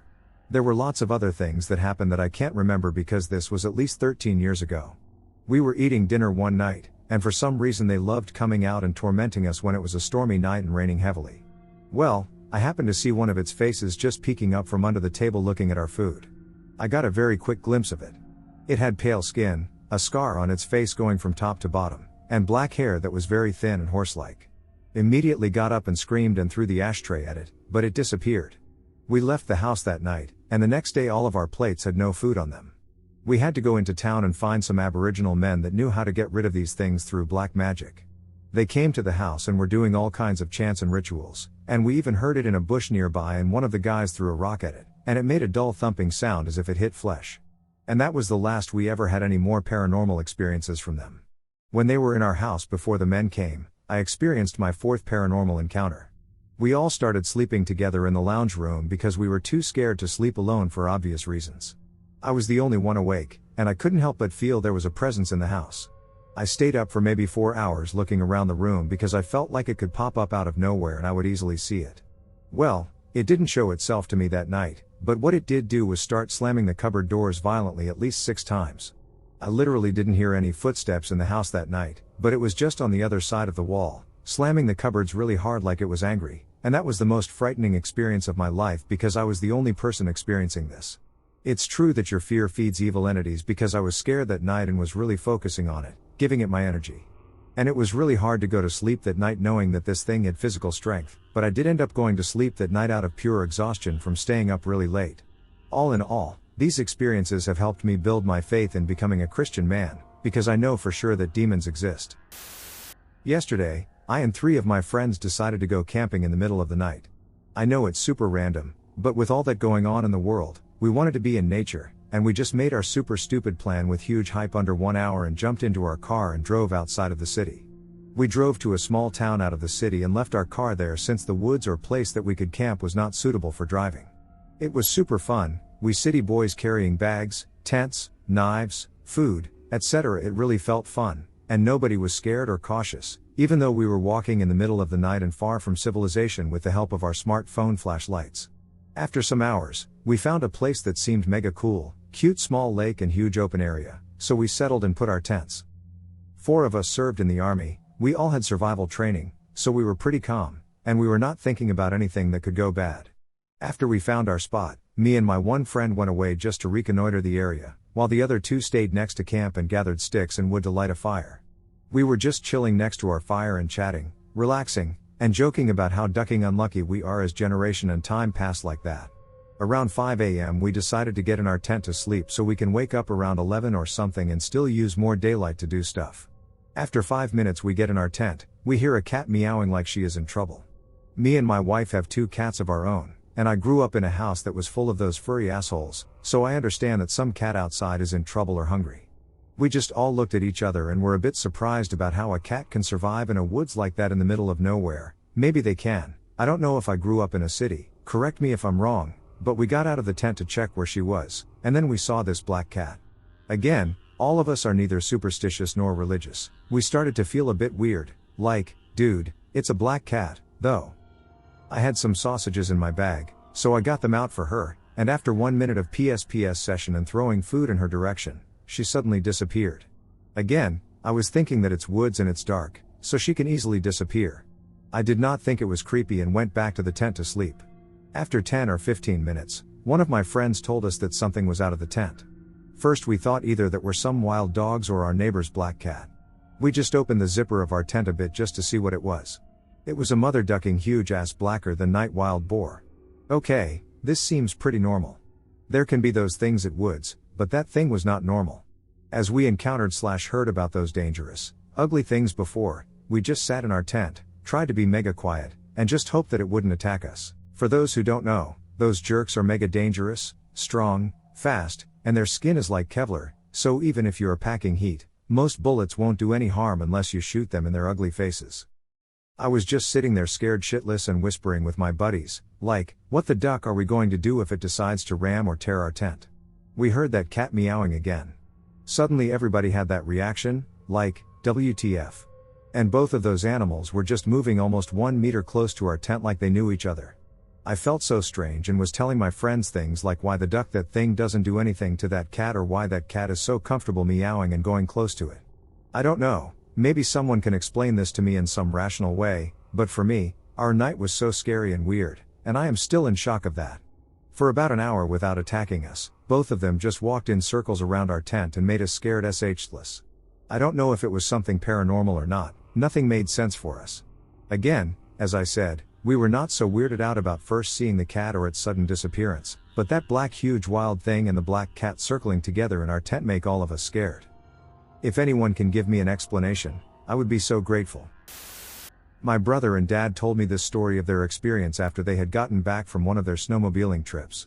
We live in the PNW, I'm not sure which mountain they went up to for snowmobiling this night.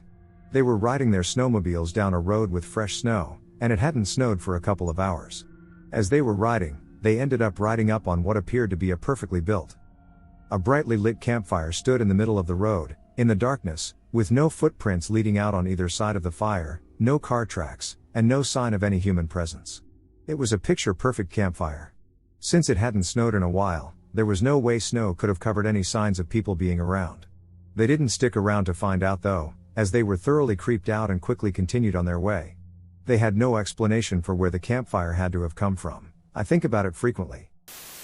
This is about the haunted house I lived in between the ages of 9 and 14, with my dad and brother. As is the standard, I will give you all some background. My dad gained custody of my brother and I when I was 7 and my brother was 4. For a while we lived in a small, 2-bedroom home. The rooms were all small, and it just felt cramped. I hated sharing a room with my brother and him having access to all my stuff. So, when my dad told us that our current landlord bought the much bigger, 3-bedroom home down the road and was willing to rent it to us, I was thrilled. My dad was a prison guard. He would later be promoted to a correctional counselor, and was hardworking and not home between the hours of 6 a.m. and 5 p.m. We had babysitters up to the point I was around 12, then none, and we had to get ourselves ready for school and usually feed ourselves. This was never a problem because we knew how to cook and maintain the house, and we mostly had a good relationship with our dad. I will note that he was an annoyingly skeptical man at this point in his life. I remember upon touring the house the first time I barely paid attention to most of it, just fought my brother for the biggest room. I stood in the middle of the room and simply spun around, marveling at all the space I would have. I had absolutely no reason to be upset, but then, for some reason, I just felt, well, dead inside, is the only way I can describe it. I walked out and told my dad I didn't feel right. He told me it was probably because it was hot in the house. I accepted this because I did not want to think about it anymore. I wanted to be excited for the new house. We moved a week or so later, and for a while, my feelings were good. For some time, my room felt welcoming and cozy. I have fond memories of laying in bed, wrapped in my tie-dye comforter, watching Inuyasha on Adult Swim when I was supposed to be asleep. Good times. They didn't last long. Life was fine in the house for a couple months. At the most, I maybe saw a few movements out of the corner of my eye. But such things are simple to dismiss. The one thing that bothered me most was the basement. It was a cave of concrete slabs, low ceilings, and a deep, dark storage room where we kept all of our Christmas and Halloween decorations. The main, open area had our washer and dryer and a bunch of my dad's driftwood projects he sold to local pet shops for use in terrariums. The basement made me feel sick, like a deep pit of dread in my stomach that wouldn't go away until I went upstairs. Of course, laundry was my job. So I would make my trips down there as quick as I could. It started with the voices. They were quiet at first, but eventually I would be startled awake by random screams that no one else in the house seemed to hear. Heavy footsteps and bangs outside my bedroom door became common. My room was at the center of the house, off of our computer room. My dad's was on one side, by the kitchen, and my brother was on the other side, off the living room. So, we weren't exactly close to each other. Soon after this started, however, my brother began sleeping in my dad's room. Therefore, something must have bothered him too. The activity remained constant for a while, with things getting knocked over, noises at night, and general eerie feelings. It didn't escalate until one night when I had some friends over. I believe my dad was playing poker with the neighbors while my friends and I were drawing and listening to music. Suddenly one of my friends said, "Wait, who's that?" We all stopped to look where she was pointing. In my dad's large TV, we could see our reflections, sitting around the table. But there was someone else, the vague reflection of a man, sitting on the couch behind us. We were stunned, looking back and forth from the empty couch to the TV screen. My friend stood up then, and we all watched in horror as the mysterious figure on the screen turned slowly to look at her. We all screamed and ran outside. I ran down the street to try to get my dad to come home. He insisted we scared ourselves. As time went on, things in the house got worse. I began having episodes of paranoia and insomnia. I had always been a stubborn kid, but I became depressed and refused to get out of bed some days. I felt weak and dazed and just not present in the room with others. As my mental state deteriorated, the spirits of the house moved in closer. I began to see them. At times a tall, shadowy, slender man-shaped figure would creak open my bedroom door to stare at me. I would hear what sounded like a woman softly crying under my bed. There was a man with a burnt face who would hide in the dark corners of the basement. I would hear his raspy breathing before I saw him. It felt like a nightmarish Dr. Seuss book that my father refused to acknowledge. One day I was walking through my computer room, and it felt like I ran into someone's open hand, and as the fingers began to squeeze around my neck, I ran backwards and just stood, holding my neck in shock. Later, I began to cough up small amounts of blood. This concerned my dad, and he took me to the ER. The doctor shined a light down my throat and said I had several tiny lacerations in the back of my esophagus. He asked if I accidentally ate some metal or glass. I was sure I hadn't. A couple months after this, I woke up spitting blood again with the same cause. Then it happened to a friend of mine when she spent the night. I still don't have a proper explanation for these injuries. I feel my breaking point with this house came when I was retrieving the laundry from the basement. I was almost up the stairs when I felt a cold hand wrap around my ankle, and then I was violently yanked, screaming down the concrete stairs. This event ripped a huge patch of skin off the front of my leg and also left my cheek and elbow bleeding. As I hit the basement floor, I heard a raspy laugh, mocking and cruel. I ran upstairs, sobbing, begging my dad to move, pleading with him to believe me. He simply insisted I lost my footing and tended to my wounds. Determined to prove to him the house was haunted, I made a pair of dowsing rods. For anyone who doesn't know, dowsing rods are bent metal rods that you hold in your hands that rotate when they come in contact with magnetic energy. They were once used to detect underground water, but more often are used to detect spirits these days anyway. I made the rods out of pieces of a cut-up wire hanger and used straws to separate the metal from the skin of my hands. My dad watched, amused as I walked around our computer room with the rods. As I approached a wall shelf that held my dad's precious moments figurines, the rods began to aggressively rotate towards me, then move back as I stepped away. Does that mean they're full of water? My dad laughed. Shortly after he said this, it was as if someone swept their arm along the shelf and threw every single figurine against the wall. My dad's face dropped. I didn't end up feeling nearly as satisfied as I had hoped. After that, the spirits started stalking my dad at night. They knew he was aware of them. No point in hiding, I guess. My dad finally disclosed to me that a shadowy figure stood in the kitchen outside his room at night and watched him for hours. He couldn't sleep at night anymore and almost lost his job. We moved soon after this. As the years went by, I saw many families move in and out of this house. No one stays there for long. I had an opportunity a few years ago to tour the house, as it was available for rent again. Walking from room to room, it was clear the energy was still present. Dark and heavy as ever. I asked the landlord in the most passive way if any of the previous tenants had said anything about any activity. He was surprised by the question and informed me he just bought the property. We ended up talking for a while, and I gave him the best heads up I could. Luckily, he seemed more intrigued than upset. I hope he keeps that enthusiasm. I did not rent the house and have put it, and it's had less than pleasant occupants in the past. One thing I will always be thankful for is the endurance I developed living there. I am no longer afraid of ghosts. I've been yelled at, intimidated, and hurt by them. I've seen their worst. So, now, I am absolutely the person who investigates the sounds at night. I thrive in paranormal locations, I seek them out and enjoy them. Most spirits just want acknowledgement and understanding. Some want to pull you down the stairs. Just like people, they can't all be winners. The house helped me to be brave and face my fears. It made my dad a believer. It gave us a lot of stories to tell.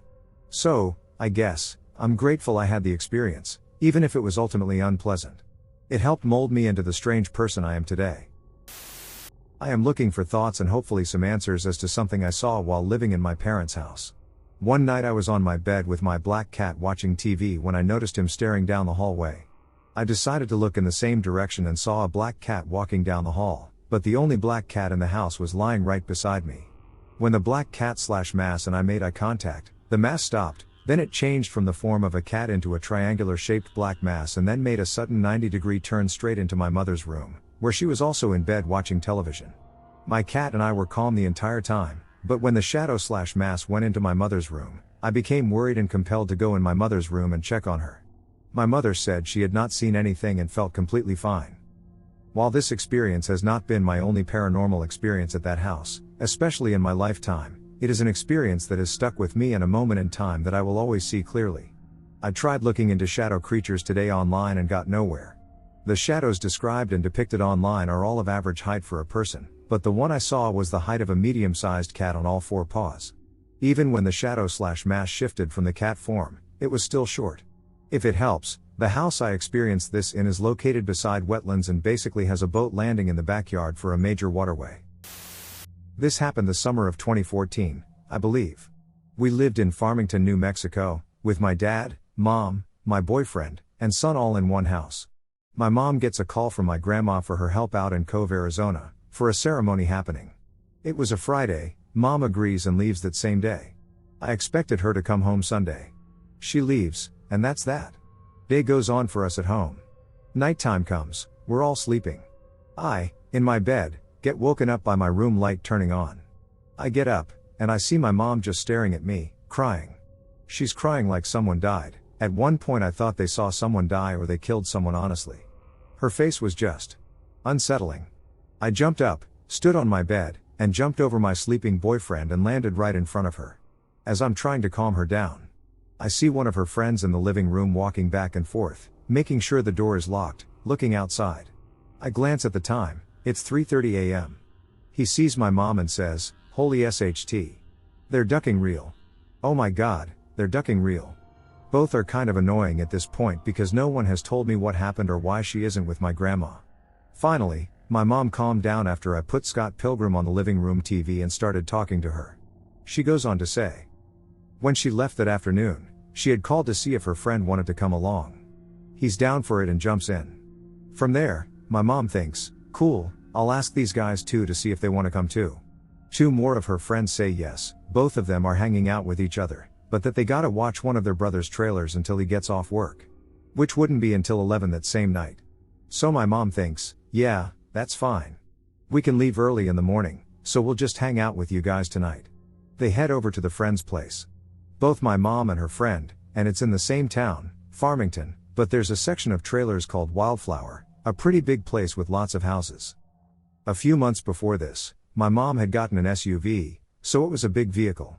Before she left our house that day, she took the very back seats out and laid blankets down. That's where she was going to sleep while helping with my grandma.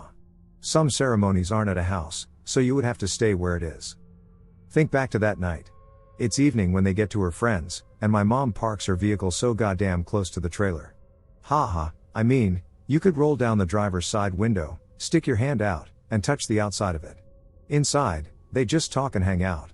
It's late in the night, and my mom says, "Alright, I'm headed to bed. I'm going to sleep in the SUV. I want to see how it is, since that's where I'll be sleeping all weekend." She rolled the windows down halfway and opened the sunroof. It was summer after all. There she is, sleeping. But gets woken up by knocking on the door. She gets up trying to see who it is. And it's her friend with a tiny flashlight saying, "Hey, can I stay in here with you? I have nowhere to sleep inside." My mom, annoyed, says, "Shit. You scared me." "Yeah, come on in." So he lays on the back seat while my mom is still in the very back. And he starts talking about life. My mom is not in the convo and is just tryingly answering, yeah. Then my mom altogether falls asleep on him. So he's lying there reading a book. He always had a book, with his tiny flashlight. He too falls asleep but gets woken up by a bad dream. Maybe about 30 minutes of sleeping, where he gets chills and freezes up. He turns on his flashlight, waiting to hear something. Absolute silence. But he still has this really bad feeling and wakes up my mom again. At this point she's fed up, like, "Alright, dude. I'm up. What's going on now?" He says, "I think someone is outside. Or something." She says, "It's probably one of those guys coming out." No, it feels off. They both sit in silence. The front porch light that was on when they fell asleep is now off. Was pitch black. My mom was trying to open the big back door where she was lying. But I couldn't find any handles. But then it just crawls over the back seat and into the driver's seat. She honks the horn, trying to get someone to turn on the porch light so they both could go inside. No one opens or comes out. My mom says, "I think I'm just going to run to the door." Her friend says, "No, please don't, I'm not kidding, something doesn't feel right." "Well, do you see anything?" Looks outside a bit. "No, just stay in here and lock the doors." She does and turns the whole vehicle on. While still honking and probably waking up the whole neighborhood. Yet no one inside comes to check what's going on. My mom's friend, still in the back seat, sticks his head out the window, flashing his light. My mom was honking nonstop when she heard him start screaming his head off. He flies, still facing the back, all the way to my mom's lap. Shaking, screaming for my mom to drive. Drive. Go. What the duck is that? As they are driving, they hear this loud noise, almost like a weird, typical ghost. HHHHH when they heard this noise. They were already down the road speeding, going 50 miles per hour. If someone was messing with them, how'd they keep up with them? Anyway, they both are freaking out and screaming at each other. My mom says, "What was the noise? What did you see?" The friend is still shaking, looking at the window, not answering. Around this area is an adult detention center. Only a place nearby, and they drive to it, where they see two security guards taking a smoke break. Probably shocked by seeing this SUV speeding towards them. My mom, too scared to get out, is crying, and so is her friend at this point. They both run screaming and yelling to the guards. Holy shit. There's something out there. Is there anyone you could call? I thought it was chasing us. I don't know what it was. It looked like a ducking alien. Right after hearing that, one of the guards immediately walked off back into the building. Not saying a word. The other guard goes on to say, "Don't mind him. You guys aren't the first people to come here to see that thing. We don't know what it is either, and Therese, nothing we can do but just to tell others to carry a weapon." With that being a dead end, they understand what was going on. They just headed home. On the way, my mom's friend describes what he saw. "When I poked my head out the window, my light flashed right on it. It had big black eyes and gray skin. Wasn't tall though. It had its hand on the window. Like it was trying to be quiet and sneak around." He did draw what he saw, but this was years ago, so I don't have it. He was a good drawer, so it was pretty clear it looked like an alien. When they got to our house and I saw them like that, we stayed up all night, and in the morning she called her friends and said, "Dude, if you guys were ducking with us, I'm going to beat both your asses." They said, "What do you mean? What happened? Where are you guys? I thought you were staying here." She says, "Didn't you guys hear us honking right outside?" "No. Damn, it felt like we slept for 5 minutes. What the hell?" My mom goes on to tell them what happened. "We go back to their place and look around for anything. There were footprints like 3 circles all together. Also finger smudges on the window. They swear they were not messing with them and had no idea what happened. It turns out they've had weird things happening to them too. Seeing a white, glowing figure walking out by the cars. Tapping the windows." So there it is.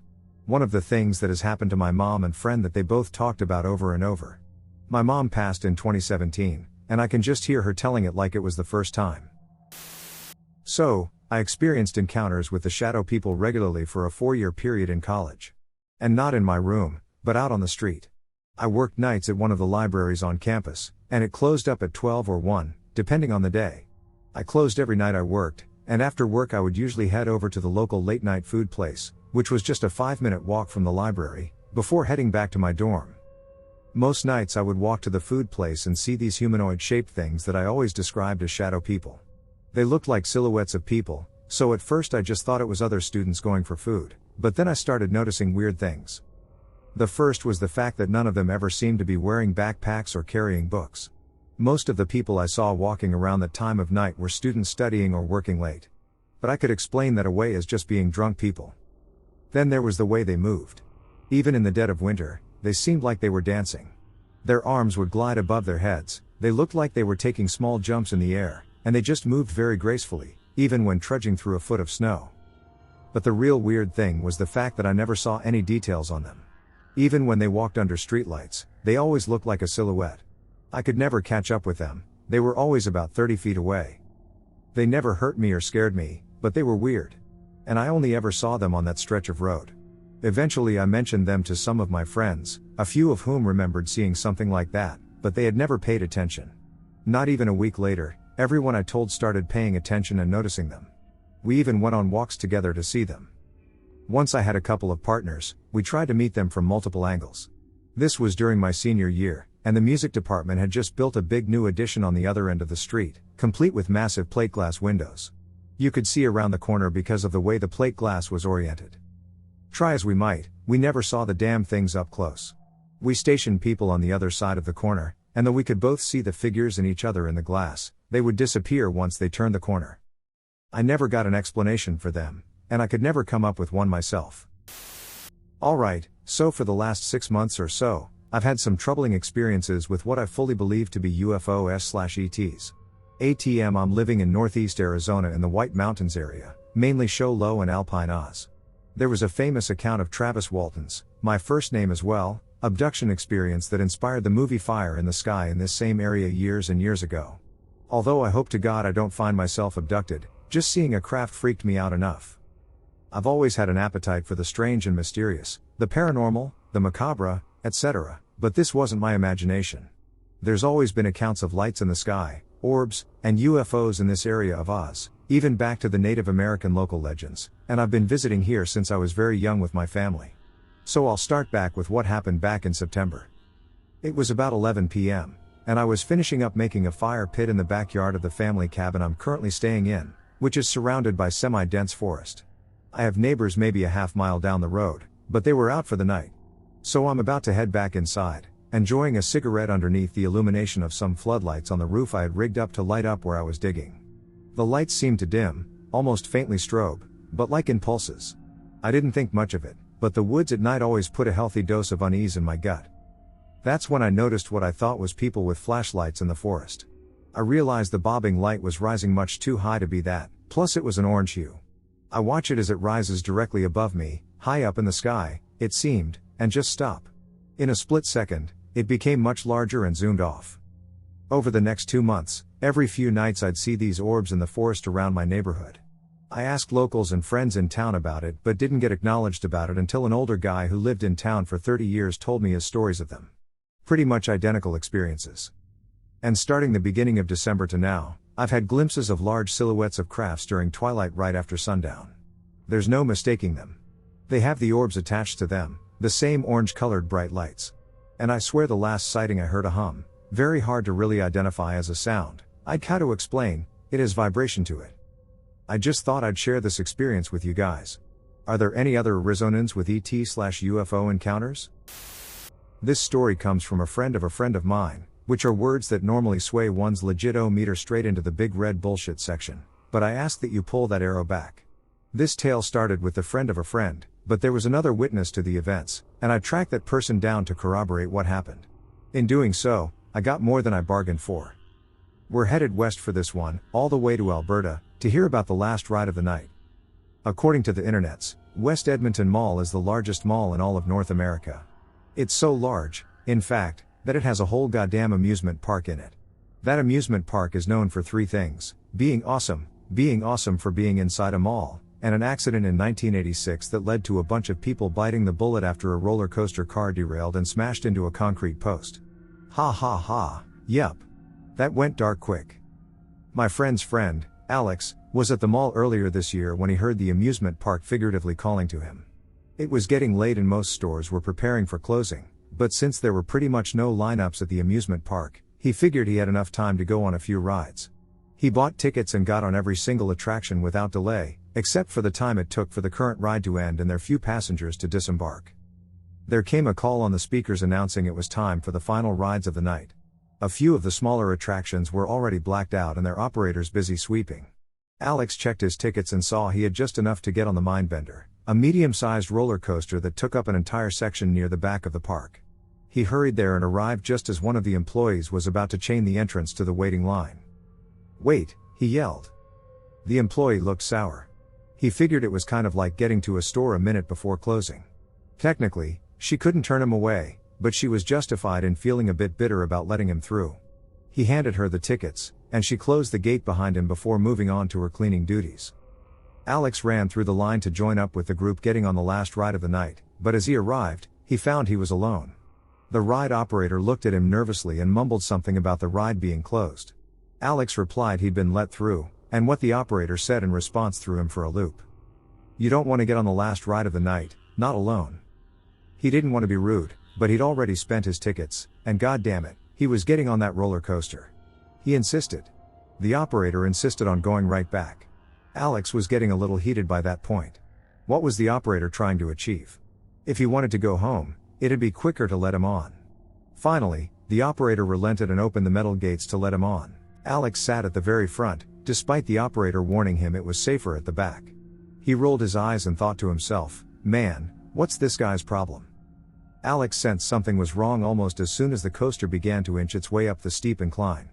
With every click of the gears, he felt his scarf tightening around his neck and came to the horrifying conclusion it had somehow been dragging as he got on and must have gotten caught in the rails. He saw visions of himself getting beheaded, Final Destination style, but as he shot his hand up to try and remove his scarf, he remembered he'd put it in his bag earlier. There was nothing around his neck, yet he could feel an ever-tightening pressure around it. The cart stopped abruptly at the very top of the incline and then sped down so fast, it knocked the wind out of him. He tried hard to catch his breath as the coaster spun around the bend, but it was like trying to suck air through a straw. His head was aching, his throat was burning, and the cart was fast approaching a loop-de-loop. As it ascended, the corners of his vision started to blacken. Alex can't remember what happened after that. The next thing he knew, he was taking in a deep intake of air like the first gasp after a dive and could feel firm hands clasped on his shoulders. He opened his eyes and found the ride operator standing over him while he was slouched in his seat like a drunken grandpa in his armchair. He was dizzy, confused, and his head felt like it was about to split open. The operator was very kind and patient with him, helping him to his feet and asking if he was all right. Words felt like cotton balls lodged in his throat. They melded together and came out in incomprehensible mumbles. The operator escorted him towards the ride exit, passing by the booth with the ride photos. "What the hell is that?" was all Alex could muster when he saw his photo. Any other words came out jumbled. "What the hell is that?" The operator leapt over the counter, shut the monitors, and then ushered Alex out without another word on either of their parts. Alex stood at the entrance to the dim mall as storefront after storefront pulled down their metal grates and locked up for the night. The words "what the hell is that?" played out in his head as he tried to make sense of what he'd seen on those monitors. The afterimage of his photo felt like a blow to the head. He was on the road, unconscious but not alone. Some sort of pale form with pure white eyes, was standing in the seat behind him, hands tight around his neck. When he got home that night and looked in the mirror, he found the distinct marks of fingerprints around his throat. That was Alex's side of the story, and on the phone, he sounded convinced that's how it really went down. I, however, felt the need to do a bit of extra digging. It's not that I didn't believe he believed what he was saying, it's that his account came following a sudden loss of consciousness, which slightly dampens the reliability of his statements. I've passed out twice in my life, and both times, it was immediately preceded and followed by this weird, dreamlike state, so while I don't discount his account, I wanted to do my due diligence and see if anyone else could back it up. Did he imagine the phantom in his photo and the tightening around his throat? I wanted to hear from the other witness, the operator who'd warned him not to get on the ride. He had to know something. It turns out the guy's name is Tyler, and he was a lot harder to track down than I initially thought. Even though this happened only a few months ago, most of the evening employees at the amusement park are students, which means there's a pretty high turnover rate, not to mention the operators rotate rides, so I was looking for a needle in a haystack that might not even be in that haystack anymore. Thankfully, one of the employees I emailed, shout out to Emily, was super helpful and offered to ask around for me. It took about a week, but she got me in touch with Tyler, and this is his side of the story. According to Tyler, who'd been working at the amusement park for a couple of years, what Alex saw on his photo that evening was true, and it wasn't the first time something similar had happened. It was always the last ride of the night, and only when only a single rider was on. Thankfully, those conditions were met very rarely, but the times they were, he was told to keep quiet, escort the customer out, and delete the evidence. The first time it happened, Tyler honestly thought it was a joke. You know, some sort of hazing ritual, or maybe a weird mystery customer test thing, but then he saw the very real marks on that victim's throat and immediately called the manager. After the victim had been escorted out, he was told never to mention it again. It kept happening on his watch, to the point he got pretty good at handling the situation and started requesting that ride. Why scare some 16-year-old kid working their first job when he could handle the pressure? He eventually became close with one of the managers, and one night they went out for drinks. One thing led to another, and he found the guts to ask her about the ride. From the get-go, she made it clear he was never to tell anyone else about it and that she'd deny it if he did. He agreed, but I guess he's gone back on that promise now. Hey, anyways, she explained that only 2 years after the 1986 accidents, late in 1988, some teenage punk thought it'd be a fun idea to mess with the safety harness by putting his bag under his shirt so when they snapped the harness in, he could remove the bag and have some slack. For the record, this was not on the same ride Alex had ridden on. It was one that didn't have loop-de-loops, so while doing this was in no way a smart idea, it wasn't, clearly suicidal or anything. Security cameras showed that, when the ride took off, the kid pulled the backpack out and stood up in his car. You know those signs that say to keep your legs and arms inside the vehicle at all times? They're there for a reason. There are all manners of gears, pillars, and support beams all over roller coasters, and if you stretch out too much, you could hit them. Now imagine someone standing on the kind of ride designed to be sat in. The teen was fine at first, but somewhere in the middle of the ride, his head struck an overhead beam, and he fell unconscious in the car. This is where the incident from 1986 I mentioned at the very start comes into play. See, apparently one of the night managers saw what happened and immediately ran to the coaster's unloading platform. You'd think he would have wanted to help, that he would have called for an ambulance. But instead, he told the ride operator to shut the gate and keep a lookout. Another incident at the amusement park so soon after the first could have shut it down, and they would have lost their jobs. They brought the unconscious kid out back into the break room and kind of just waited for a bit.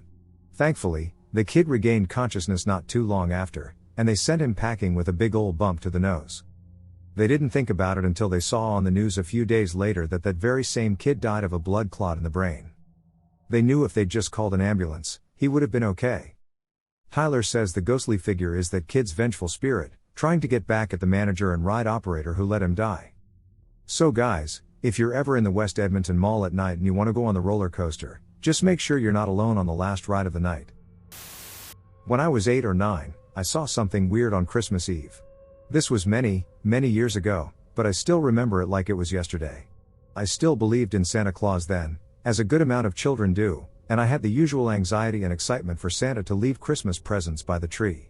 After I went to bed, I had some trouble going to sleep with holiday nerves and such. I had finally drifted off when I woke up to the sound of soft footsteps somewhere in my room. I automatically assumed it was Santa Claus, and I was scared to see him for fear he might leave or his magic will fail. I opened one eye just barely and saw this black figure standing over my bed, staring at me. It was tall, probably around 6 feet tall, and it was completely dark. It looked almost blacker than black in a way. I couldn't see any eyes, a mouth, or a nose, but I could clearly see the outline of a head, arms, body, and legs. It looked like a bigger person, so thinking it was Santa just made sense. It stayed in one spot for 10, maybe 15 seconds, until it took a few steps closer. It leaned in a little more, still a few feet away from me, and then stayed there for 10/15ths of a second more. Even though I couldn't see a face, I knew it was looking right at me. It's just that weird feeling you get when you know you're being watched or looked at. I closed my eyes again and waited for a few minutes. When I looked back, it was gone. I lived in a pretty old house at the time, so the doors and floorboards were squeaky and loud. I heard the footsteps, but I never heard the door open. I never saw this figure again, though I've had some other spooky experiences in this house.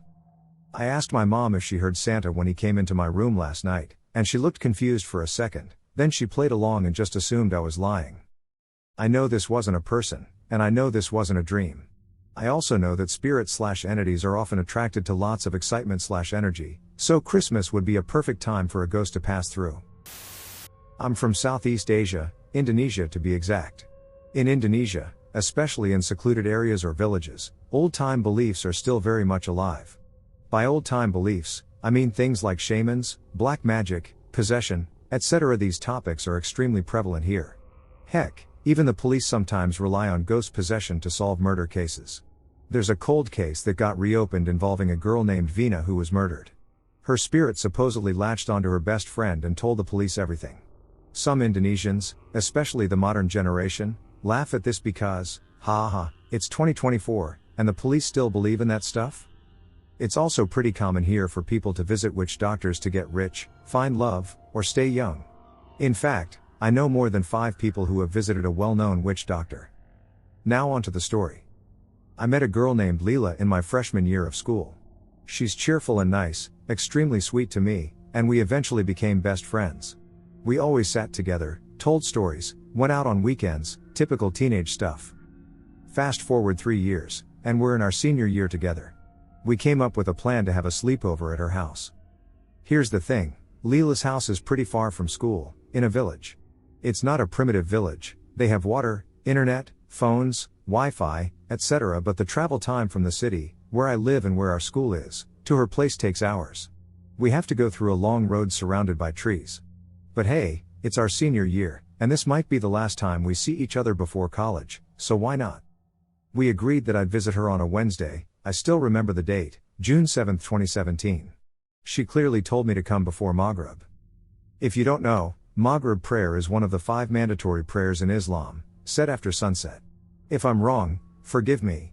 I'm not Muslim, but coming from one of the biggest Muslim countries, I know the basics. Maghrib time, after sunset, is often associated with ghosts. Many mothers tell their children to come home before Maghrib because it's believed that ghosts roam among the living during that time. At that time, I had no idea why she said that, but being young and dumb, I just nodded. When the day came, I asked my father to take me to Leela's house, and he agreed.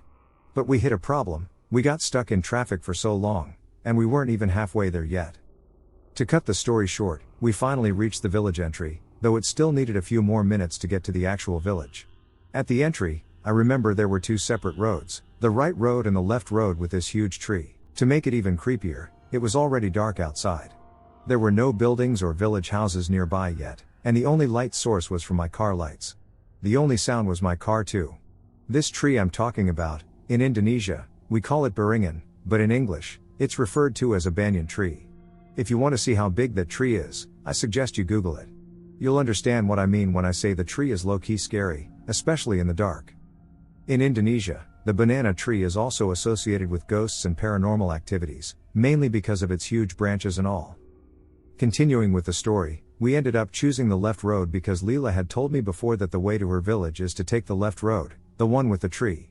I swear, the ride from that point on felt longer than the traffic earlier, which was odd because Leela said that from that tree, it should only take about 20 minutes to reach the village houses. But it took longer than that. At the time, I didn't think much of it, so I just played with my phone, letting my father drive. A few moments later, he asked me something quite weird: how many banyan trees do we have to pass? At that point, I was as confused as my dad. Leela told me there would be only one banyan tree, but according to my dad, we had passed the same tree more than 4 times. That's why he asked me for clarification. I told him there's only one banyan tree we should be passing. He stayed quiet for several minutes, completely quiet. Then he suddenly told me to start praying. I was extremely confused, but I did as I was told. I come from a religious family, so that explains his reaction. Thank goodness, after I finished praying, it took about 15 minutes for us to finally reach the village.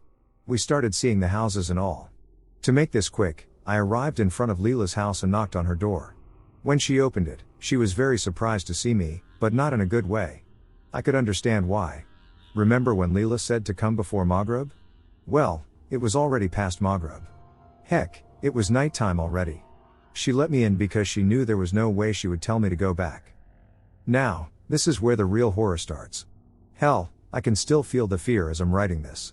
I will definitely need to sleep with the light on tonight. I remember her house wasn't as big or luxurious as others I've been to.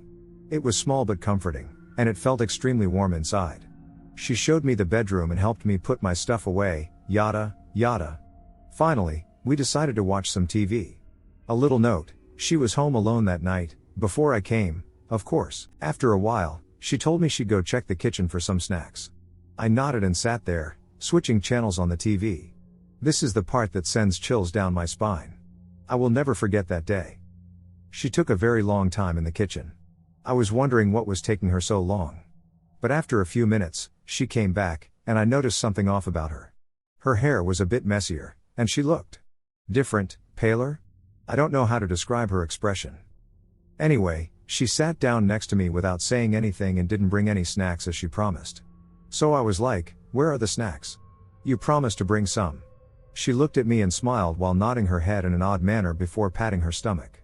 I was like, you ate the snacks without me? She just smiled again and looked at the TV without saying anything.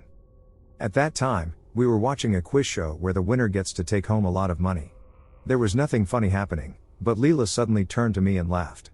It was a harmless, soft little laugh. I was wondering why she was laughing because nothing peculiar was happening in the show. She was usually a very serious person and didn't laugh at movies much. But then she suddenly stopped laughing and looked back at the screen. A few minutes later, she looked at me again and laughed, louder this time. I was so confused, so I asked her what was wrong, but she didn't say anything.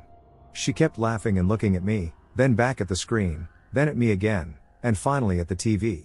She continued doing that for several minutes, so I laughed along with her, thinking she was just being goofy.